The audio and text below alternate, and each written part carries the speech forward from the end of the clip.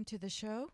We've got a new name because Dr. Judy came with a great name, which is Thinking Out Loud.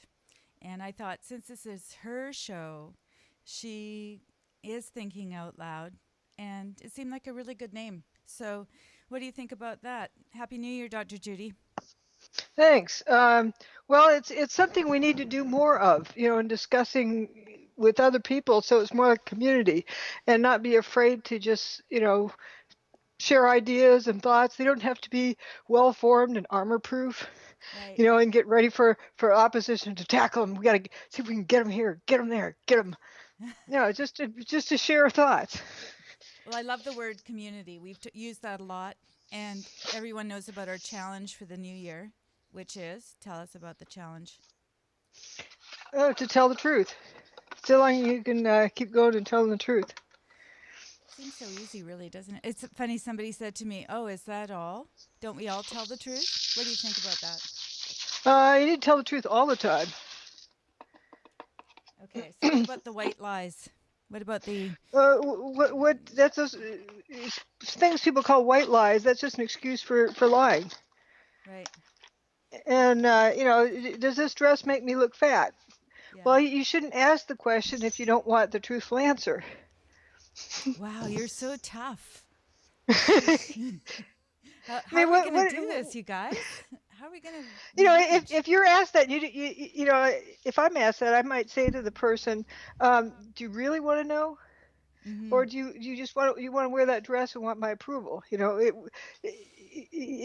you, even if it's your spouse or your significant other, you should already know that answer. And so if they ask that, is this a trick question? To make sure that they really want the answer.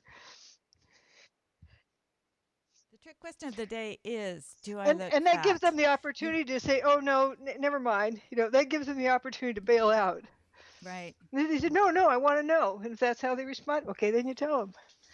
So really, that's about the hardest thing you can do. And yet people will say, oh, is that all I need to do in the new year? That's not very hard. I need to lose 30 pounds. But maybe that's all part of telling the truth, too. Saying, Exactly. It very much is.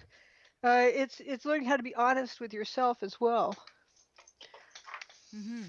So let's think of some ways. I'm really curious about this idea of this the dress make you look me look fat because we've used that one before. I'm thinking about other situations where probably you and I have the same thing where we might say something that seems to be inappropriate, but it's Oh, just an honest answer. let's say your mother just died and your husband is on his deathbed or something. Somebody says, "How's it go? How are you doing today?" You don't say wonderful. Mm-hmm. Yeah. Something in the grocery store or whatever. Just get a statement ready to use in those occasions so that you don't have to lie. Like my statement for that, so I don't even have to evaluate it. I always say, it's too soon to tell. Yeah, because I haven't bothered to evaluate it, and I don't sit and evaluate how's my day going. Is it better than I want it to be, or worse than? No, your day just goes. And if things you didn't get done what you meant to get done today, you figure out how to get it done tomorrow. It's you don't sit and say, this is how my day is going. I'm going to rate it on a scale of 1 to 10. Yeah, that's idiocy. What And good does it do? maybe we can ask better questions too. Maybe we can be good examples by asking questions that are not sort of don't roll off the tongue, like how are you doing? Yeah, what's a better question when we see somebody, do you think? I'm putting on the spot now. We're thinking out loud. We're living up to Yep, the name. exactly. It's sometimes I might say, oh, that's right. That must be what you're trained to say to greet customers as they come in. You know, Mm-hmm. why don't people use the term greetings? If I ask them Greetings, that back, earthlings. We could say that. yes.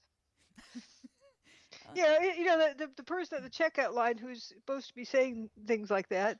Um, Actually, I get a little bit annoyed when it's this automated thing because they don't really care about you because it's just an automated statement they're supposed to say.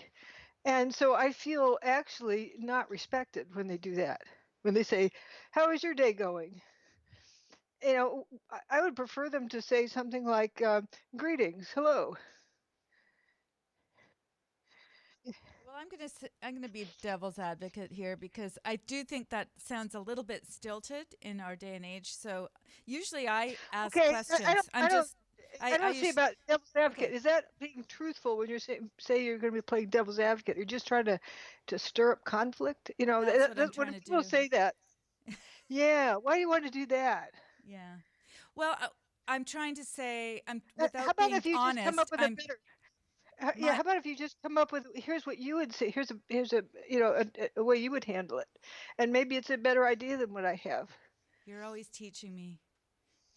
Yeah. See, that is dishonest to say playing devil's advocate because it's a way of deflecting responsibility instead of just saying I have a different idea because Yeah, I'm trying to exactly. avoid Being responsible for confrontation. what you're saying.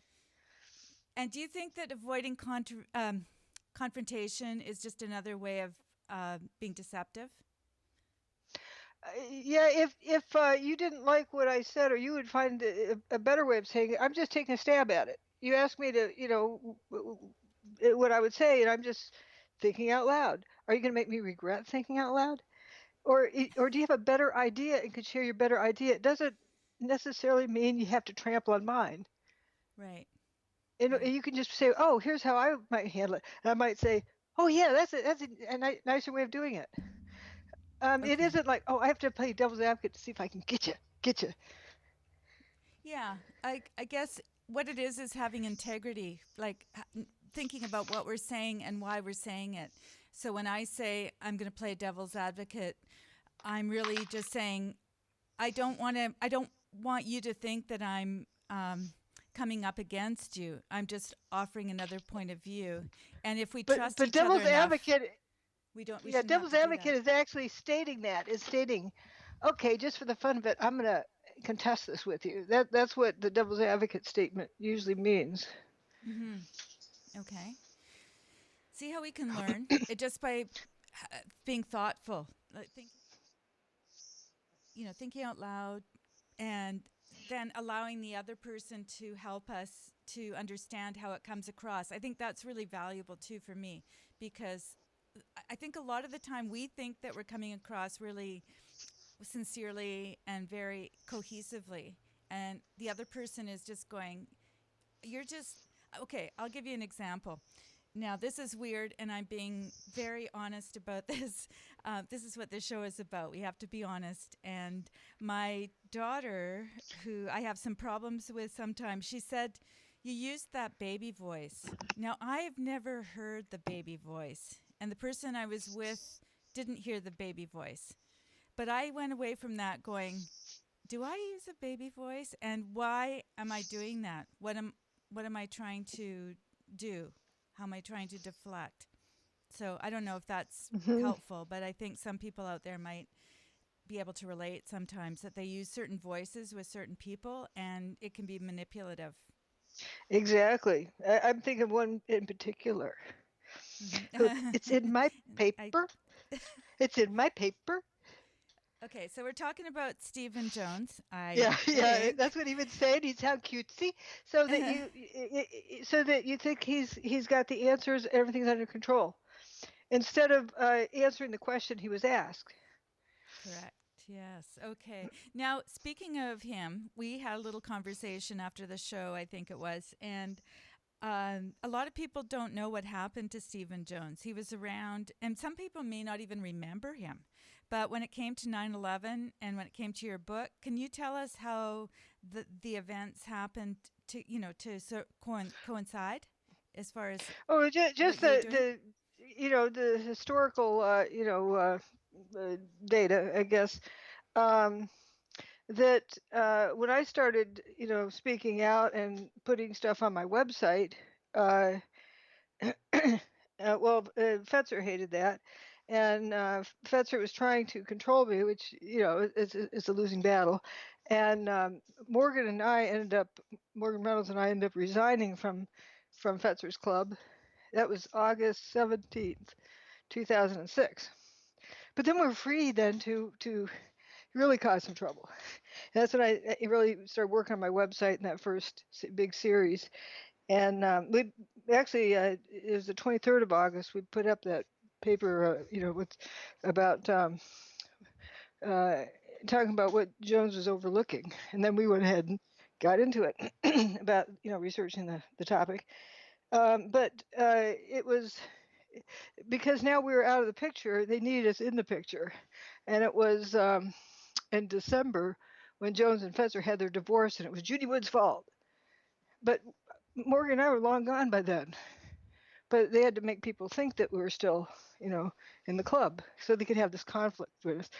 All right, and then I continued doing my own thing, and they needed to control that more. And then I uh, filed a request for corrections to NIST. And 3.5 weeks after that, Stephen Jones, Richard Gage, and so forth filed their request for corrections to NIST, but it didn't contain anything about any thermite evidence, which was interesting. And that's also when the door of 8911 Truth opened, and it was in their founding laws. Anybody connected to Judy Woods, he put an S at the end then, was banned from the group. It was clear what the group was all about. I was an engineer, so they had to have, engineers in the title. And Stephen Jones at that point kind of handed the baton over to Richard Gage so that he could duck out the back door. So then Richard Gage could say, "Well, I'm not a scientist," so he wouldn't be held accountable for the statements he was making. Stephen Jones wouldn't be in the forefront, so he didn't have to be accountable to anything. But then I filed my key tam case. That was in April 2007, following the request for corrections. The request for correction was my notifying, government agency about the fraud in the NIST report. And I, being the first person to do that, qualified me for a key tam case. So there's fraud in that, and especially NIST even helped because they wrote back and said, "Oh, we didn't know about that." So it shows that I was the first one to notify them. And anyway, the case went on, and the lower court said he wasn't something to the effect that he wasn't going to hear a case about who shot JFK or what landed on the moon. Did he realize what this case was about? He also put this case in, combined it with one about bombs in the building. It's, Sorry, I right, thought right, you or, could or think a certain also way. right, and you can prove that bombs in the building is bogus. So therefore, my case would get thrown out, and which is ridiculous. And also something about planes. Well, the reason why Morgan and I kept those things separate was so that one wouldn't get spilled over onto the other one. So if people had emotional problems with the plane issue, they couldn't. It didn't affect mine. Mine had nothing to do with planes. Yet they combined Morgan's with mine as well. So when I appealed mine to the next court, Morgan didn't appeal his, so they couldn't combine it. And those judges, the Court of Appeals, uh, even acknowledged in the written decision that they were ignoring the law to dismiss the case. That the law applied to my case. I'm speaking of FERA, Fraud Enforcement Recovery Act. And so we then appealed to the Supreme Court. And when you have an ongoing case, you can't talk about it because you're supposed to be handling stuff in the courts, not on the street. And so we didn't want to do anything that would um, conflict with the judges making the decision. So we weren't talking about the case. But the Supreme Court decided not to hear the case. They didn't. They don't even have to say why. Just they don't feel like it. They don't have to hear it. But we submitted it to the Supreme Court just to show that we went as far as you can go. Anyway, that decision came out at a particular time. Now, this is where you and I were talking last time. Few people realize the events. This is the end of January 2010. So now I'm going to be free to talk about the case, right? Because the case of no, well, I want it. And imagine the shock and awe of this material. So the opposition has to blunt that shock and awe. And suddenly everyone saw this stuff all over the place about never before seen images newly released by Freedom of Information, ABC News, and all this stuff. Those are all pictures on my website. Yeah. And It's even Fetzer put them up on his blog. Here, never before seen images. Where one of those images he stole it from my website and used it as the cover image on the DVD to his conference. That was in 2007. So those pictures have been around a while, and but also at the same time, people. This is the big thing. People probably wondered why on earth they were told to, they're all the truther groups. They're told to rent a room at a hotel in their town and for a press conference and be at the microphone ready to answer questions by the press. People probably wonder what on earth that was about. They had them in Seattle, they had them in San Francisco, uh, D.C., New York. Various cities had their press conference, but no press was there. No, but that was the 18th, I think, of air quotes. February 2010. Mm-hmm. Now, why on earth would they do such a thing? Hmm. Why? Well, if I could now start talking about the evidence, they wanted to be able to trample it as fast as they could. Right. And so they Mm-hmm. had all sorts of people ready to talk to the media. If I opened my mouth, it'd be trampled by any truther out there. Mm-hmm. Right. So it's just a planned attack, and people sort of see that this is a big coincidence, but it's completely planned and orchestrated Yep, from behind. it blunts the shock and awe. If somebody hadn't seen much about 9/11 before and then came upon my work, my gosh, it would blow the doors off of it because I show just evidence, and evidence stands on its own. But if they instead mix it in with the truther stuff, bombs in the building, and it easily can disprove that, and thermite, which is sort of a joke. If you use thermite to demolish the buildings, southern Manhattan would be, glowing like a Fourth of July sparkler. Didn't happen. And how could you have all these, cadaver dogs running all over the quote pile, the debris field, and none of them had burned feet? Well, this is the There's thing no about reports of. Rudy Giuliani. Oh, sorry. I'm listening to myself, and I should take my headphones off. Anyway, Rudy standing there and going, "Yeah, the temperatures. What did he say? They were like 2,000 To degrees or 2,000 something." degrees right below him. And he said, I could be standing here, Governor, and you could be standing there, and a fire could break out between us. It was just by some stroke of God or whatever that we weren't burned up. Now, if you stand on a grill that's 2,000 degrees, it could be, a burnt steak. Yeah, yeah. It's funny how that works. Yeah, but Just so like this, the deal about the steel-toed boots melting. yeah. And Stephen Jones repeated that over and over again. I until I said it enough times that people heard it. So, well, if my steel oven is melting, the turkey inside is more than well done. At 2,000 degrees. So, Yeah, yeah, if there's no reports of burned feet. Yeah, so there's reports of melted steel-toed boots, but it's not melted from heat. hmm It's what is it? disintegrated. What is it that makes people suspend their disbelief when they're listening to someone like Giuliani standing on top of this supposed 2,000 degree field of debris? What? It's I think these people were actually, it wasn't intended on, it wasn't intended to lie or anything. They're just describing stuff the best they could, just like the rescue workers, uh, who saw some liquidized, metallic stuff and decided it was hot molten metal. Well, it may be molten metal, but it wasn't hot. It was rolling over a piece of paper that wasn't burning. But it isn't in their vocabulary or knowledge base to explain. So if they're basically working on a multiple choice test, and they're just picking the best answer based on their experiences.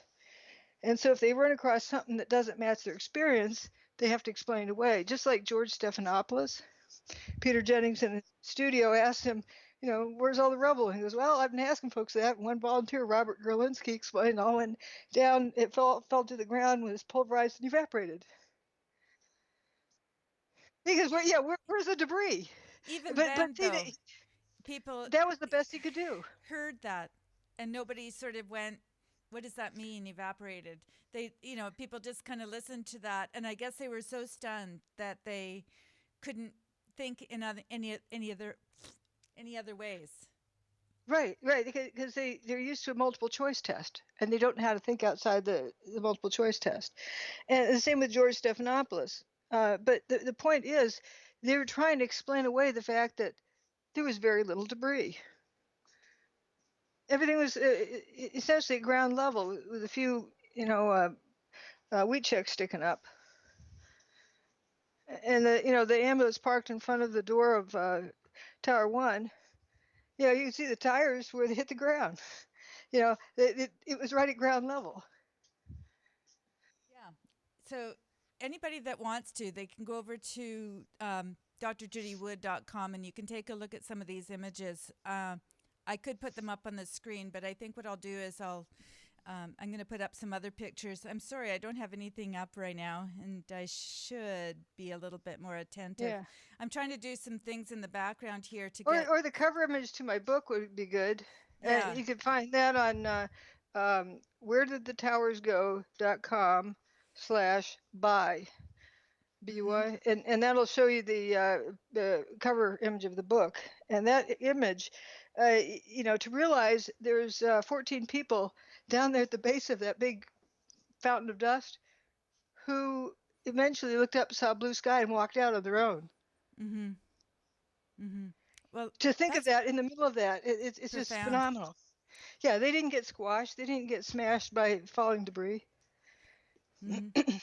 Yeah, we need to do the presentation again, but people can find it online. Tell us about the Free Energy Conference. Was it in 2012? I think that whole presentation is online. That's at the top of drjudywood.com, but also they can go to wheredidthetowers.go.com, and that's the cover image. It does a synopsis. I think it might have the video there. I'm not sure, but it has a brief statement about the book, and stressing that you first have to determine what happened before you can argue about who and how and all sorts of other things. You have to know what happened. That's it. And that's important to learn with anything in this world. What happened? And where's the evidence of what happened? Like this business about the somebody claiming that someone sexually abused them when they're 10 years old or whatever, 40 years ago. Well, where's evidence of what happened? Mm-hmm. And instead of just jumping, assuming this to be the case, that's how you do cover-ups and manipulate people's perceptions. Because people are then, if you move on, you jump that first step, and you start arguing about how it happened. People have to assume what it was that happened. So they're solving an imagined problem, not a real problem. Okay, and again, I'm not going to say devil's advocate. This is just a question that I have. I'm going to own it. Oh, because good. There are so many people that are, say, 10 years old, and these things are done in the dark, and they're done in a way that is very nefarious. And those kids don't necessarily have a voice. They can't go to the police. There's a lot of consequences for them. So what happens with people who are not believed? They need to be able to document and somehow be able to prove what happened. At least document it in your diary. And they could do carbon dating, whatever, on your ink in your diary or whatnot, and you would at least have some validity, especially if you keep writing after that and stuff that's dated. But the best thing to do, I would say, is to go to the police department, quietly file a police report. That is a date and time stamp on it. But that kind of locks that information. For a kid? I mean, we're talking maybe a 5-year-old, and they're going. Yeah, Child Protective Services would then come after them nowadays. They couldn't go into the police station, but maybe go talk to somebody at their local church, but document it. Yeah. So that you don't have to worry about who believes you or not believes you. that and put down everything that you can think of. Then you're free to forget about it too. Mm-hmm. You don't have to remember it if you have it documented somehow. Um, Yeah. Well, I still have some questions about that because I think that we're but losing a lot of people through the cracks who are really, really affected, and some of the ones that are able right. to stand up for themselves are. Yeah, but let's not get too derailed off onto that. It's still the same principle. If somebody is truly damaged, they're going to be documenting it and speaking up. They're not going to wait 40 years.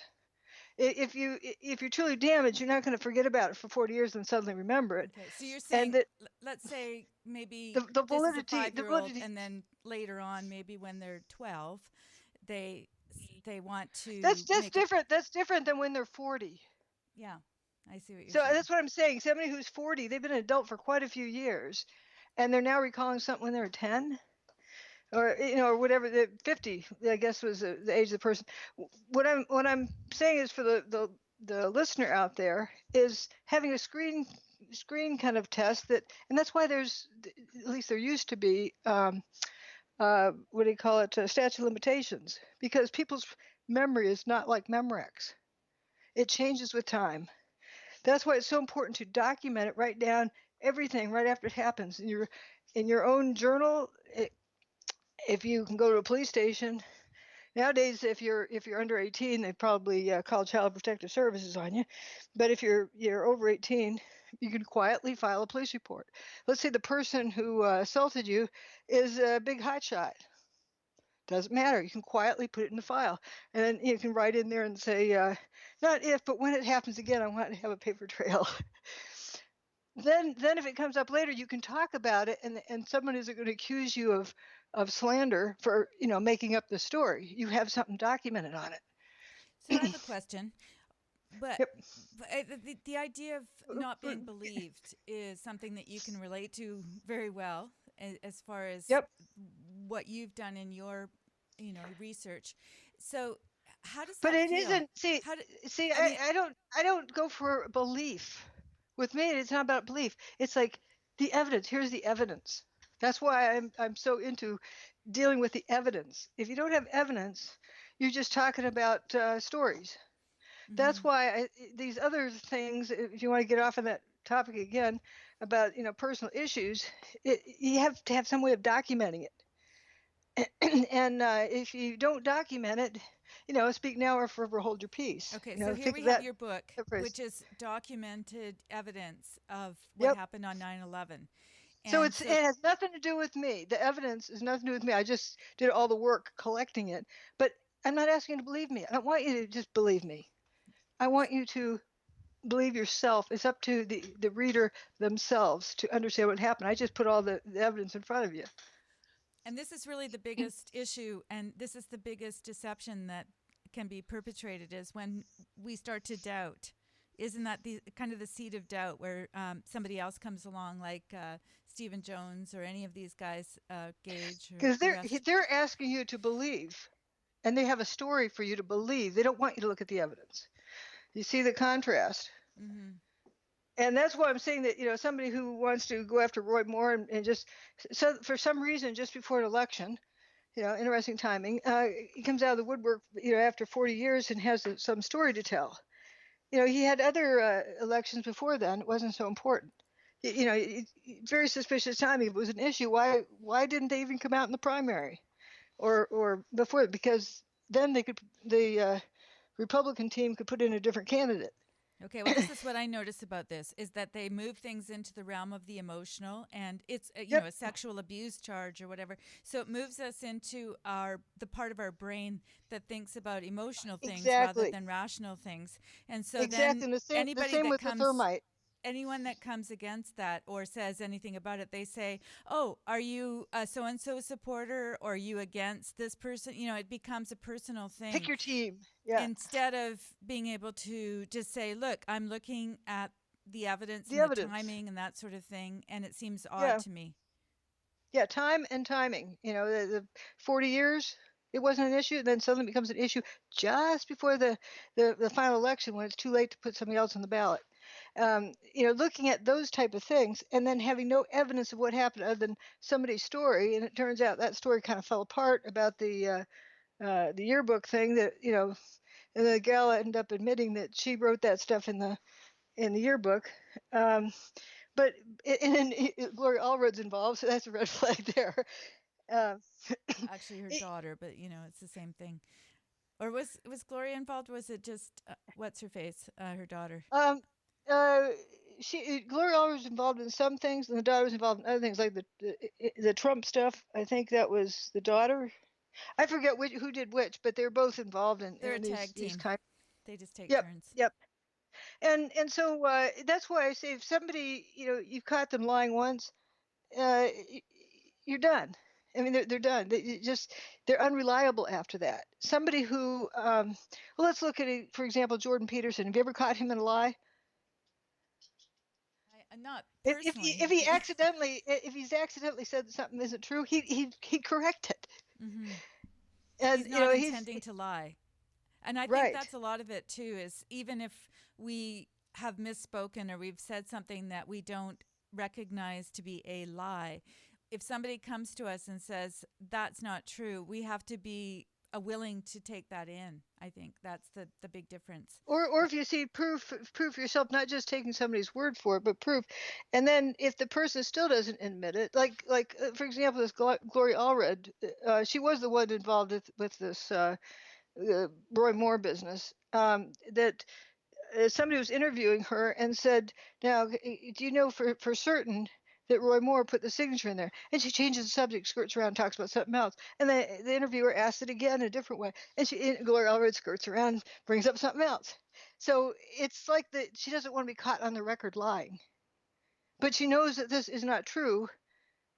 But she isn't going to acknowledge it. She's going to deflect. That right there is enough to say, I can't believe that lady ever again. Doesn't matter if she's telling the truth or not. I got to use a different source because Right. that one's just going to confuse you. You end up filling up your brain cells with erroneous information. Hmm. Like there's some people with 9/11 that would have some correct information and other stuff bogus information. Well, I know it's correct because I have independent evidence that supports that, but I have to ignore everything they say. I can't use it as a source because that's tainted evidence. If the person is shaping something a certain way, and I think our culture has gotten to do that more and more. It's no longer about the truth. It's about manipulating public opinion and about agenda. Because otherwise, why wouldn't Richard Gage have more value in my? I jumped tracks a bit. Have more, find my book more valuable. Instead, he's actually lies about it. Like, right, this, so there's probably been no other event in history that's been documented so well of these, questionable attack on the U.S. kind of issues. Whether it's, the Pearl Harbor or Gulf of Tonkin, you can list a bunch of these events that triggered other things.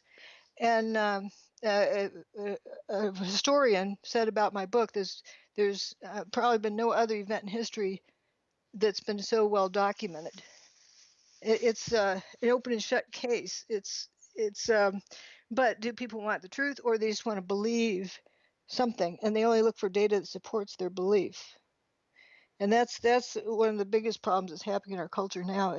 It's a us versus them team, and and folks ignore anything that contradicts their team's talking points. Yes, and that's how it all ties together in terms of the objective of telling the truth. It's for Hmm. people that don't necessarily see the tie in there.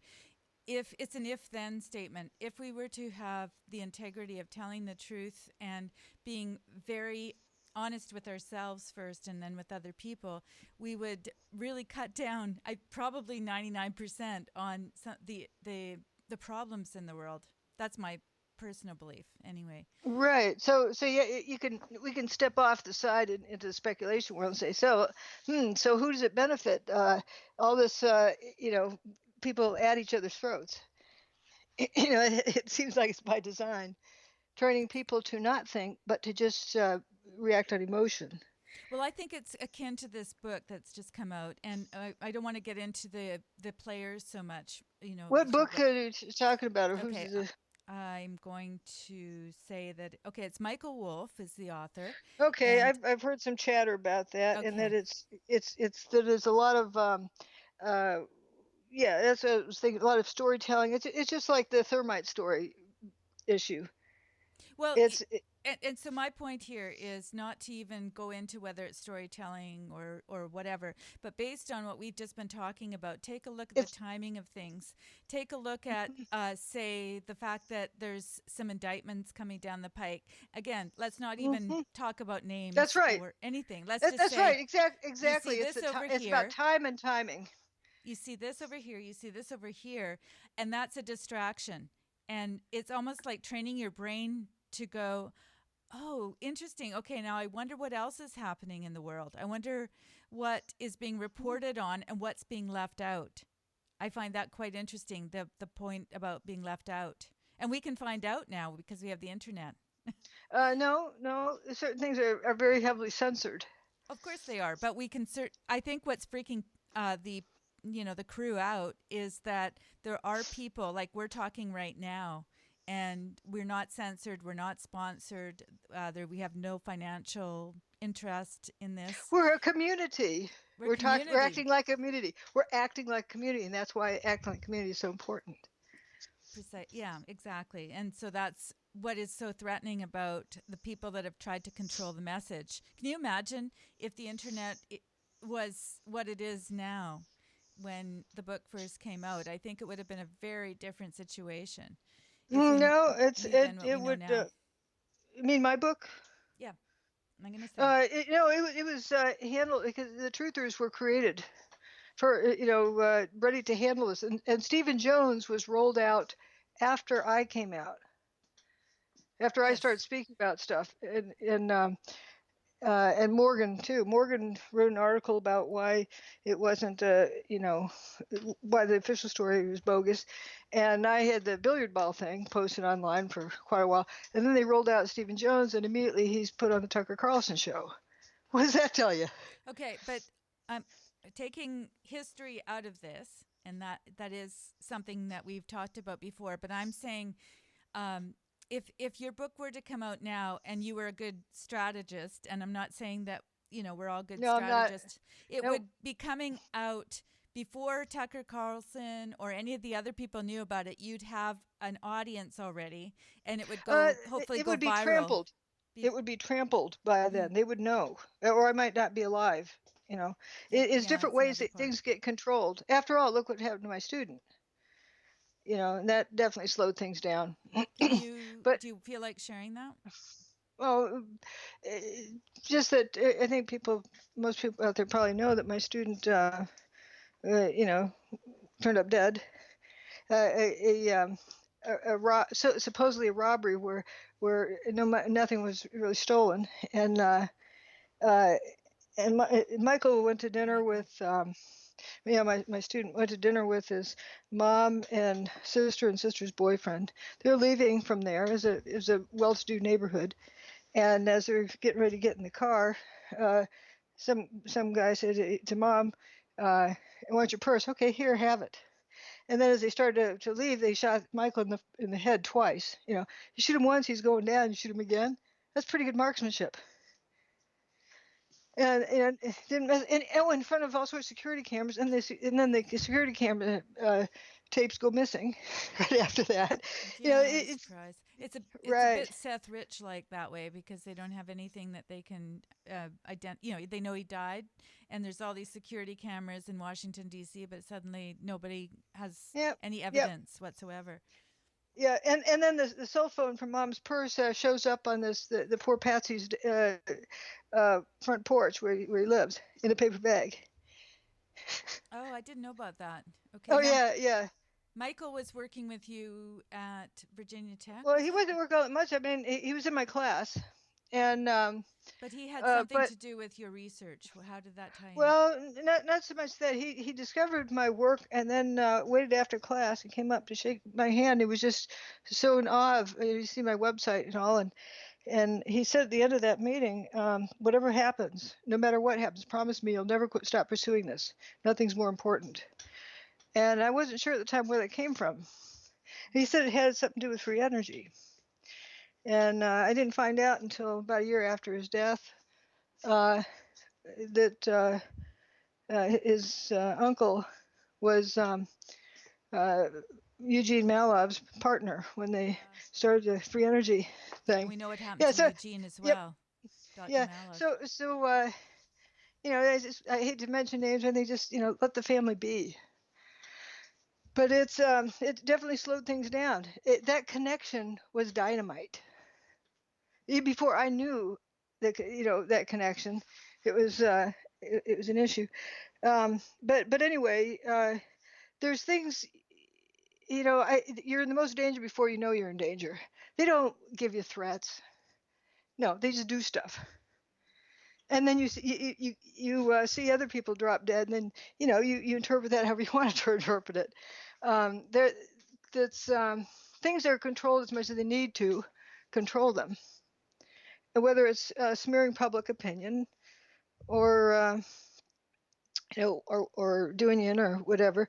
And look at how well Fetzer uh, destroyed my public image. He went all out from the get-go. Exactly. Yeah. And so So, these are so the. this isn't a personal thing. This is just I learned from a naive perspective how it all works, Mm-hmm, mm-hmm. and just it's been interesting. It's always interesting to learn, and then like seeing that business about when my case was dead, and then seeing all the stuff that came out of the woodwork to shut it down and the discussion. That was just amazing. That Right. because shock and awe is to your advantage, but after a certain number of years, it's water under the bridge. Like the JFK thing. There were shock and awe people then who had evidence, but you never hear about it because they were taken care of. Right. How There. it's taken care of, whether they turned up dead or they were their reputations were smeared or they were put in jail for something bogus or whatever. They get shut down. Mm-hmm. And of course, we don't hear about them because that's the whole point. And. Yep, exactly. Mm-hmm. Like why is my name banned from Wikipedia? Hmm. They don't want people to even have the name, so they won't go looking. Right. It's so sinister. And, this is the kind of thing that people have a hard time understanding, that things are happening in the background and they just sort of look at these Mm-hmm. deaths and they, wasn't that a suicide or, what didn't they have a car accident or something? They're not able to And you wrap can't their ever mind prove around it. it. Yeah, you can't ever prove it. But my book was my life insurance policy. See, after that book was able to get out there, it doesn't matter if they do me in. Actually, if they did me in, that make the book more important. It would draw attention to the book. Mm-hmm. Well, But it's the sorry. truthers, that's their whole job. Mm-hmm. What have they done for over 10 years? Mm-hmm. Over 10 years. It's amazing, eh? Because your book came out in 2007. No, No, 2010. 2010. It could have come out a couple years earlier, but there was shenanigans around that too. There's someone who was going to help me publish it, and they hooked me up with a publisher who refused to publish it, and refused to let me out of the contract for a couple of years. Mm-hmm. So your first meeting was before the book was, sorry, with, I'm just trying to remember who you met with before Stephen Jones that, Oh, David uh, Ray Griffin in right, 2005. right. Okay. Yeah. Can you tell us about that? Oh, and he's the one that hooked me up with Fetzer and Yeah. Jones. Um, He was oh, put on to yeah, you. it was the 23rd of September, 2005. I went up to D.C. to meet David Ray Griffin because okay, he's an academic, I'm an academic. Maybe there's more of us out there, safety in numbers. Assuming, see, my naive perception here, Mm-hmm. the perspective was that David Ray Griffin wanted to get to the answer, wanted to, you know, Anyway, I went up to him and I gave him my faculty card. And as he tucked it in his pocket, he said, "This made my whole trip worth it." I thought, wow, isn't that nice? He respects having met me. Uh-uh. He was going to email me as soon as he got back, but he didn't email me again. And remember how I wanted to get a group of faculty together? Well, what comes out 2 months later? Scholars for 9/11 Truth, Mm-hmm. run by Timing. Jones and Yeah, it's Fetzer. the timing thing. Yep, the trap was set, and I walked in the front door and never, it was the Hotel California. How did they You can have an check it anytime. inkling You can't about your leave. work? That's my question. Was it from the Oh NIST no, investigation? no, because I talked to Dave Ray Griffin. I mean, Just yeah, that one thing. yeah, and I had showed him my billiard ball thing. And so before that date, it wasn't that he was put onto you before that date. He was just at that conference He was at collecting the conference in, with Cynthia McKinney. information. Right, he Right. was just there, probably hoping somebody like me came up. Oh, I see. Okay. And So they're like everywhere. this, So these right? people They are have at collection every event. agencies. Let's call those collection agencies. They collect people so they know who the troublemakers are. Mm-hmm. They act like a magnet. It's like what they do with free energy device development. Oh, we'll help sponsor you and let you fund, give you funding to get it to market. Tell us what you're working on. Mm-hmm. Oh, I see what you're working on.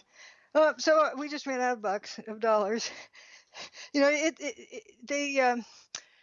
set a trap for people. That's why I call them collection agencies. They collect people to see who's the biggest opposition, and the naive person walks right into the trap, and then they and self-identifies as a problem Okay. Well, I'm just without going to realizing it. you're probably not too aware of the story. So for the listeners out there that have been following, I just wanted to add this little piece of information because I do believe that someone like Steve Bannon, funny how they're all Steves, I think that he is one of those operatives that is put into very central situations, and apparently his background is in naval intelligence, and he will come across. He was in the White House, and he was inviting in this author, and basically giving him As the story goes, because well, that's according to Trump and according to right, Wolf and right. according to Right, and there's Bannon. different ones at different levels. Like David Ray Griffin appears to be, on the up and up too, but then what he's doing, yeah, it's a control mechanism. Yeah, the point being is that my personal, having researched it, my personal sense of it is that it's exactly the same situation Yep, as you had, yep. where he What I was meant that planted. just having the disqualifier, as we were told, as we understand it. That's all I'm saying. Just because you never know for sure what reality is, but it sure looks like that. When you look at the timing and you see that there's all these arrests that are imminent, and then you Yep, see, oh gosh, there's a book that's just come out, and now we're going to be distracted over to that. It's going to give us another year because the whole Russian narrative has gone by the wayside. So now we have to come up yep. with something about his Trump personally. So again, I don't want to get into specific stories. I just want But people to one understand thing I can, how this one thing works. I'd like to point out here is, with as hard as they're working to find the goods on Trump, and they failed so far. What is that? Is Trump that squeaky clean? It makes you wonder. I mean, they're sort of proving he's squeaky clean because they're trying, they're trying to before the election have these babes, line up and say that he did something nasty that didn't fly, and then they try to rush it, all sorts of things. Mm-hmm. Yeah. Now it's that he's nuts, and okay, so he's nuts. He's also doing what he's supposed to. Apparently, Lyndon Johnson used to have meetings while he was on the can. So was he nuts? People. But still, it comes back to, what is the evidence? Yeah. What happened? About What's the Lyndon. evidence of what happened? What did with I'm talking about with Trump? Yeah. Give us evidence of what proves he's nuts, Mm-hmm. instead of just rhetoric. Right. It, yeah, well, I think they're really trying, but it's really backfiring because it looks like the people who are giving the news stories on such little evidence, they look like the nutty people to me. Yeah, Call me but it crazy. doesn't really matter if there's evidence or not evidence if we have a sucker society that believes what they're told because that's what they want to believe. Mm-hmm. But it's like you said, it's based on emotions. They're Mm-hmm. they're geared up to hate this guy, and they're trying to find something they can hate him for. They're still digging. They're not stepping back and looking and saying, if nobody's found anything on him yet, what does that tell you? Oh gosh. Well, he's just really good at hiding stuff. That's what it is, isn't it? Well, again, see, my role here sometimes is to sort of see how this ties in with what's happening right now. It's not a deflection away from what the book is about, but it's I want people to be aware, based on Dr. Judy's experience, that this is happening all the time. Yeah, It's not like they it's find all stopped. sort. Right. If you look at the rhetoric about me, not my actual work, but what the talking points are, oh, she lies about this, she lies about that, her book is all full of lies, and somebody reads it and say, where's the lie? But it's to keep people from looking at my book. And it Mm-hmm. isn't about 9/11. My book is about learning how to open your eyes and look at the evidence in front of you, regardless of what anyone else is saying. Just looking Mm-hmm. at the evidence and what do you see in the evidence.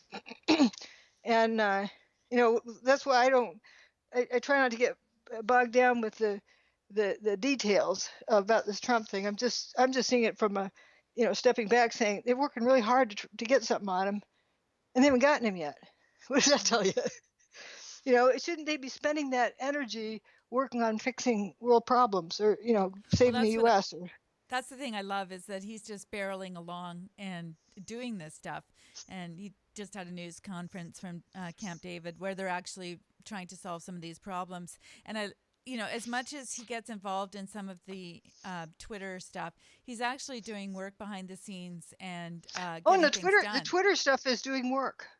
The Yeah. Twitter stuff, that if you understand, get a different perspective on it, it's brilliant because he gets people talking about a subject Well, because the that's way he exactly puts what it. I'm talking about your book, is that if social media had been like Twitter had been what it is, you could have done a Trump on people, I think.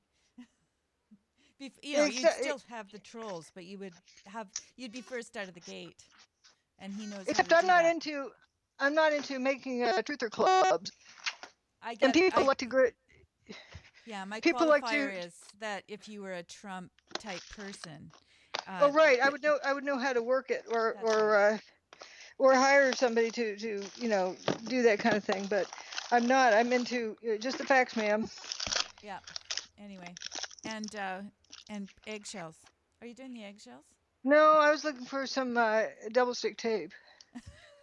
I love the way that you can just multitask too. It's amazing to me. You're just That's why I'm, uh I'm like at the edge of the. Oh, it's not there. oh. I don't know where it went.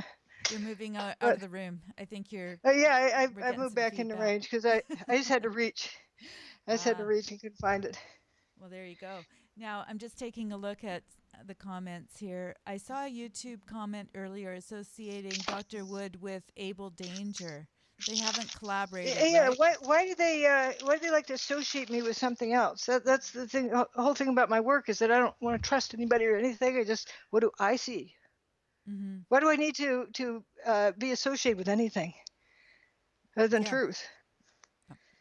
So you're So not if associated somebody with Abel Danger in any way. We will not disclaim that right associated with now. Fetzer, not associated with Jones, not associated with Gage, I'm just me and myself. An individual, and then Andrew Johnson's an individual, and he's been very helpful, like running defense for me, and there are some other people too that have been very, very helpful. Russ Gerst, he's been just extremely helpful in helping with managing the book, and this book sales, and he's sort of a genius with, what to order when, and where to send, one pallet or another pallet of books, or, that kind of thing. And it's been just wonderful. So there's these people behind the scenes that I completely trust. It's not like we don't have to have a club name. We're just individuals. And as soon as you have a club, it's like I say about anything with the term movement afterwards is a collection agency. Mm-hmm. Such and such movement, that's a collection agency. Having said It's that, I'm just looking at this breakthrough energy movement. Why would they use that? I'm just because it is a collection agency. okay. Uh, yeah, notice they didn't invite me back again. And it was a stroke of luck that they got me there to begin with. And that was because the year before, Richard Hoagland presented my work from the book. You remember that I told you the book wouldn't get published? Mm-hmm. The publisher wouldn't publish it. Uh, in A certain person who was proofreading the work is good friends with Richard Hoagland. And then, amazingly, Richard Hoagland presents my work at the conference in Holland. So the next year, they invited me. And I think it was just out of respect. Hmm. And they did a pretty good job um, piecing together the videos because Mm-hmm. people were running behind, and then they always chopped off my time. So we'll let you finish your talk over here, and then Mm-hmm. the same thing would happen. So there's 3 different segments, and they pieced them together. You notice I'm not wearing the same thing at the end as I am at the beginning. Oh, I did But not notice. Well, I'm. It's been a while since I've looked at it. I've got it up on the screen here. I'm just gonna start it rolling while you're talking, and I'm gonna turn off the sound. I've got the sound going, so I gotta. Where and the do I person who's put The at it? the podium before limitations. me, I put my laser pointer there, and that person walked off with my laser pointer, Oh yeah, I and remember that bit at the yeah, and beginning. and so I was looking for my laser pointer, and and then somebody handed it to me. A bunch of trolls would make a big issue of that, but it wasn't my fault that somebody walked off with it. Yeah. Well, Yeah. So, I but can't turn it anyway, right off. Let me Aim see if in I many just a ways sec. I of gotta turn perception, that down, and but you it get doesn't let me take it. Okay, there you go. I think I've done it. but anyway, Sorry to interrupt. the ones who were organizing the thing at that time, put value in my talk and felt very badly that Hoagland had done what he did the year before. He Mm-hmm. didn't think people knew of my work. And even some opposition to me afterwards realized my work was important because it was important enough to steal. Yeah, and, that's pretty and then important. in their broken English, they think this person was from Holland on this forum said, too many Judy Wood slides, too many Judy Wood slides. Oh, speaking of Holland, we have somebody in the chat who says that you woke that person up 5 years ago with your presentation in Hilversum in the Netherlands, and it's Oh, good to hear your wonderful. voice. They Well, say, wonderful. It's wonderful to have Old Home Week in here and have them there yeah, listening. it's great. Fantastic. That's what I love about this is people can join in real time around the world. I mean, it's such an amazing thing that people of our age can really appreciate. I think because it's magical to me. Yeah, I love it, yeah. It makes the world smaller, kind of. and much more accessible to the things that are relevant to our Yeah. experience. We're not just like Yep. I think it takes us away from that, if you want to call it the sheep mentality. We can actually start to research a little bit. I used to have to go to the library, which was great, or the archives or But somewhere. then you now know that you're again vulnerable to who chooses what to have in the library. Well, this is it. That's true anyway of Yep. a, Yep. a bricks and mortar situation. The archives, it's what do they call it? It's gosh, what's that word that you use? Okay, you go ahead. I'm going to think of the word, but Yeah. it. But it's the Um, same thing with whether you have a publisher who will publish your book or not. But now you can get it out on your own. right, exactly. That's exactly what I was saying earlier, and I was, as much as you would still have a lot of problems, a lot of the trolls, etc. If a one has the savvy now on the internet, they can kind of get ahead of the curve as far as getting their message out, like Trump But has done. they except but I think he's been up with the times on it. He knows how it all works, which Well, is that's impressive. that's what I Maybe mean. it's If you've got the from running game shows. Knows how you know how people's psyche works. But it's important for people to recognize and to figure out how to figure it out. mm-hmm. In terms of is this leading me astray or is this real? And to learn to set aside how you want the answer to be. how to replace that with you want the truth, whatever the truth is. Mm-hmm. Right. Not what's popular, what will make you popular. And that's a tough one because certain radio hosts are bright enough, but there's things they won't talk about because then they won't be popular anymore. Or they might get demonetized. Every time we do one of these shows, it says that it's not appropriate.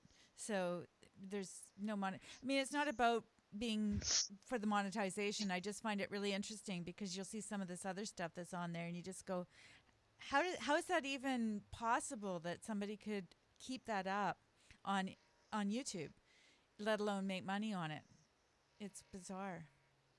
And stuff gets favored. Like if you look for videos with having something to do with Dr. Judy Wood, and Mm-hmm. then you sort it from the most recent, you'll Mm-hmm. have a Fetzer video there that's several years old, but it comes right to the top. Hmm. How does that, why does that work? I don't know. I imagine There's things they like might that, have an and in. yeah, and there's things apparently on Google searches that it's the same kind of thing. That somebody pays extra, or the crew asks them to do this. However, it is that certain ones are on the favored list; they get brought to the top, and other ones that somebody pays extra to get it put to the bottom, so nobody will ever see it.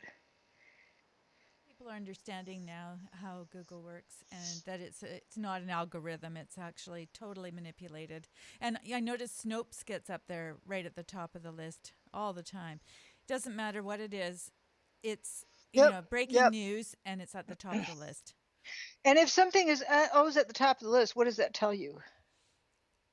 Well, they're really popular. That's my baby That voice. it's something that the crew wants you to look at Mhm. and wants you to believe. Is it's all about perception management. Mhm. And so when I see something that comes atop like that, it's like nope. Yeah. You look a few pages down or something, or look at some other chatters. You have to kind of read between the lines and figure out what works best for you, but to recognize that whatever comes to the top, you want to step around that. Mhm. Mhm. Yes. So there's another little tip as you're thinking out loud. If you are looking for Google searches, I've often said that I go to page 5 to begin with, just to see what gets buried a little bit deeper. Not that that is necessarily a way to find the truth. I'm not suggesting that. I'm just saying I'm Right. curious. I just And want to then see. but you start hearing chatter from out of here and there, and then it adds more validity to something. But whenever something is presented, and it's interesting how it's all been programmed and designed that way that like what trending, that term Yes. trending, Mm-hmm. um, that if people go for what's popular, so if you can define something as popular, then you have control of them Mm-hmm. and Yeah. Yeah. And whatever it we our costs. goal I think this year is to break the control. And again, I keep going back to this idea of truth because what I've noticed is how insidious it is that people want to defend lies. And they'll sort of quantify or qualify them whenever I talk about this because I've since New Year's, since we talked about making this a New Year's resolution, I've had a few discussions, and boy, the resistance. It's kind of interesting. People want to be able to have their lies. They want to be able to defend that hmm little realm that they have. I've got a channel I would like to promote Oh, because perfect. they get demonetized. Why I do not know. It's just a reality kind of show. It's called on YouTube 50 Ducks in a Hot Tub. Mm-hmm. And it's just this guy's got streaming video, and then it eventually becomes uh, a permanent archive. And he's got several streams going. And what he does is raise ducks to donate for the homeless food bank, and including donating eggs. Where he's got a small lake on his property, and you see the trials and tribulations of things he goes through. Like he had a problem with snapping turtles eating the ducks, so he rented a big backhoe and dug out. Or actually, he had a local um, renter donate. I think this big backhoe, and he had it for a day and dug out this big lagoon where they would keep the ducks safe from the turtles. Hmm. And Mm-hmm. then something else goes down and goes haywire. And then, oh, this has gone bad, and he's got to fix that. And it's just daily life, what he goes through. And but he started getting demonetized so much it was just a pain. So he ended up, I think, doing a GoFundMe page elsewhere. But he has a wonderful service. If you, your lunch break or whatever, and just watching it to see what he's doing, or watching the ducks and seeing what they're up to. And the named ducks, if they earn a name, that means they're keepers. They're Mm-hmm. special ones. He never gets rid of those. Hmm. And it's kind of cute. Um, and he got some baby ducklings donated last spring or the beginning of the summer, and he went to the airport to pick them up, and he sets the cameras up while he was unboxing them, and he wasn't thinking ahead. He got the first load. He just wanted to get them out of the box as fast as he could, so he got the first set of boxes and started letting them out, and then like, uh-oh, how do I get to the door to get the next box? Because there's Huh. little ducklings all over the place. It was cute. That's great. And That's what we want to get back to. And when I think about how, if we didn't have all this strife in the world and people were telling the truth and everything was going along, what would we be doing with our time? And I'm not saying that we wouldn't be working and everything we'd have that utopia. I'm just talking about getting rid of all the distractions and focusing in on the things that give us joy, like what the ducks and what he's doing, and you with your chickens, and all of us have things it's that real. we would It's that are very real. real that we would like to be focusing on. And what would that be? And again, that's Yeah, all part of being honest too, because I think sometimes people are filling their time with these distractions because they really don't yeah. have something that grabs their attention. So yeah, 50 ducks in a hot tub. If you put that I into I put that oh, in you the got it. link. Oh, Okay, I got. good. And like oh, if the duck gets hurt, you see, how he isolates it and treats it, and he's learning as he goes. Like he takes one duck to the vet to have it look it over, and you get to see that happening there. He's got this really cute dog, a big dog, that goes wild if a fox is nearby. And one time he I got would. he shot a fox or coyote or something. And he strung it up in a tree and did updates on the progress for how long it took the insects to eat it apart.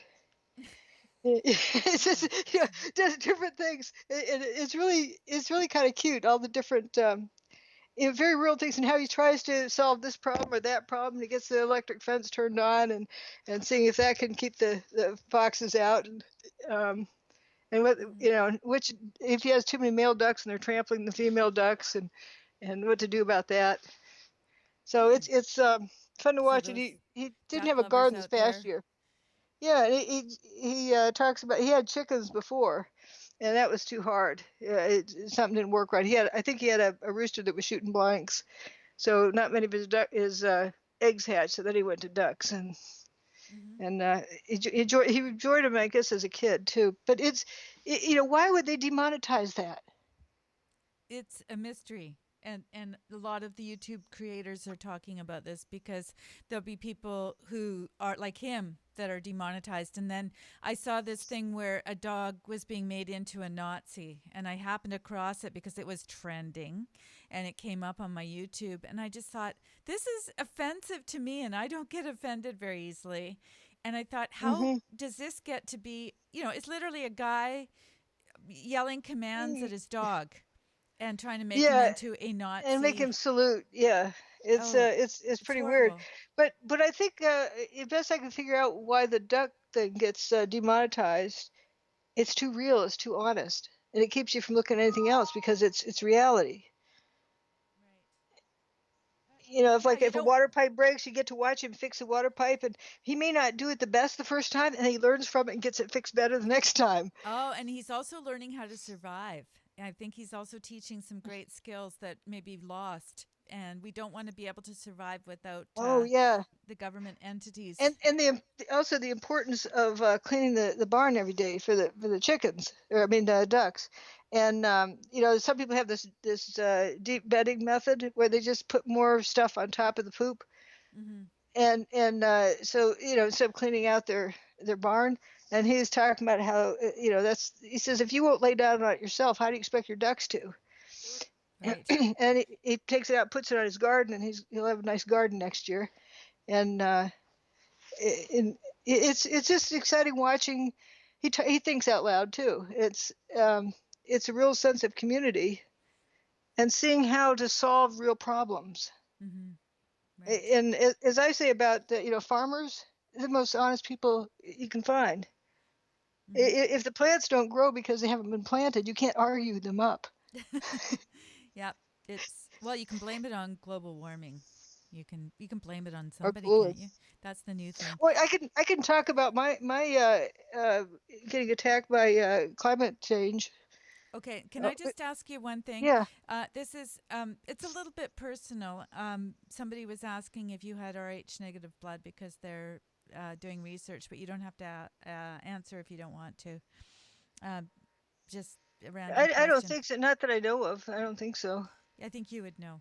Okay, Yeah. that's just throw that in there, and now we're moving along. By the way, we've got George Stephanopoulos on the screen right now. We're at that part of your. Oh. I've just got it running in the background, and this is where he says, just for the people that are watching, yeah, gosh, it seems to have evaporated. We're not sure what happened. What do you say it because I can't remember the exact Oh, it quote. says, talked to one volunteer, Robert Gerlinsky, who explained it all fell down into the ground, was pulverized, evaporated.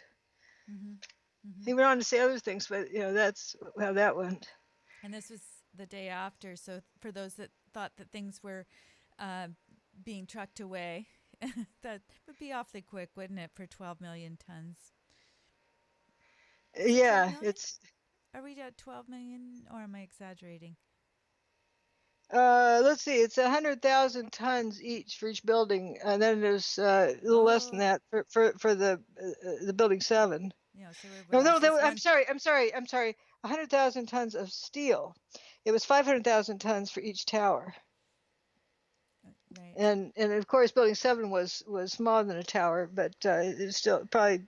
I'm just going to guess. I don't have the numbers in front of me. 650,000 tons. But anyways, the 2 towers alone were over 1,000,000 tons. Okay. So I was kind of close. But, I'm not an engineer. It's a lot. It's a lot to tow away. Yep. And we're just at, And where did it go all of a sudden? yeah, it And wasn't not trucked away. We're and, talking and about also bombs don't turn building contents into powder in midair.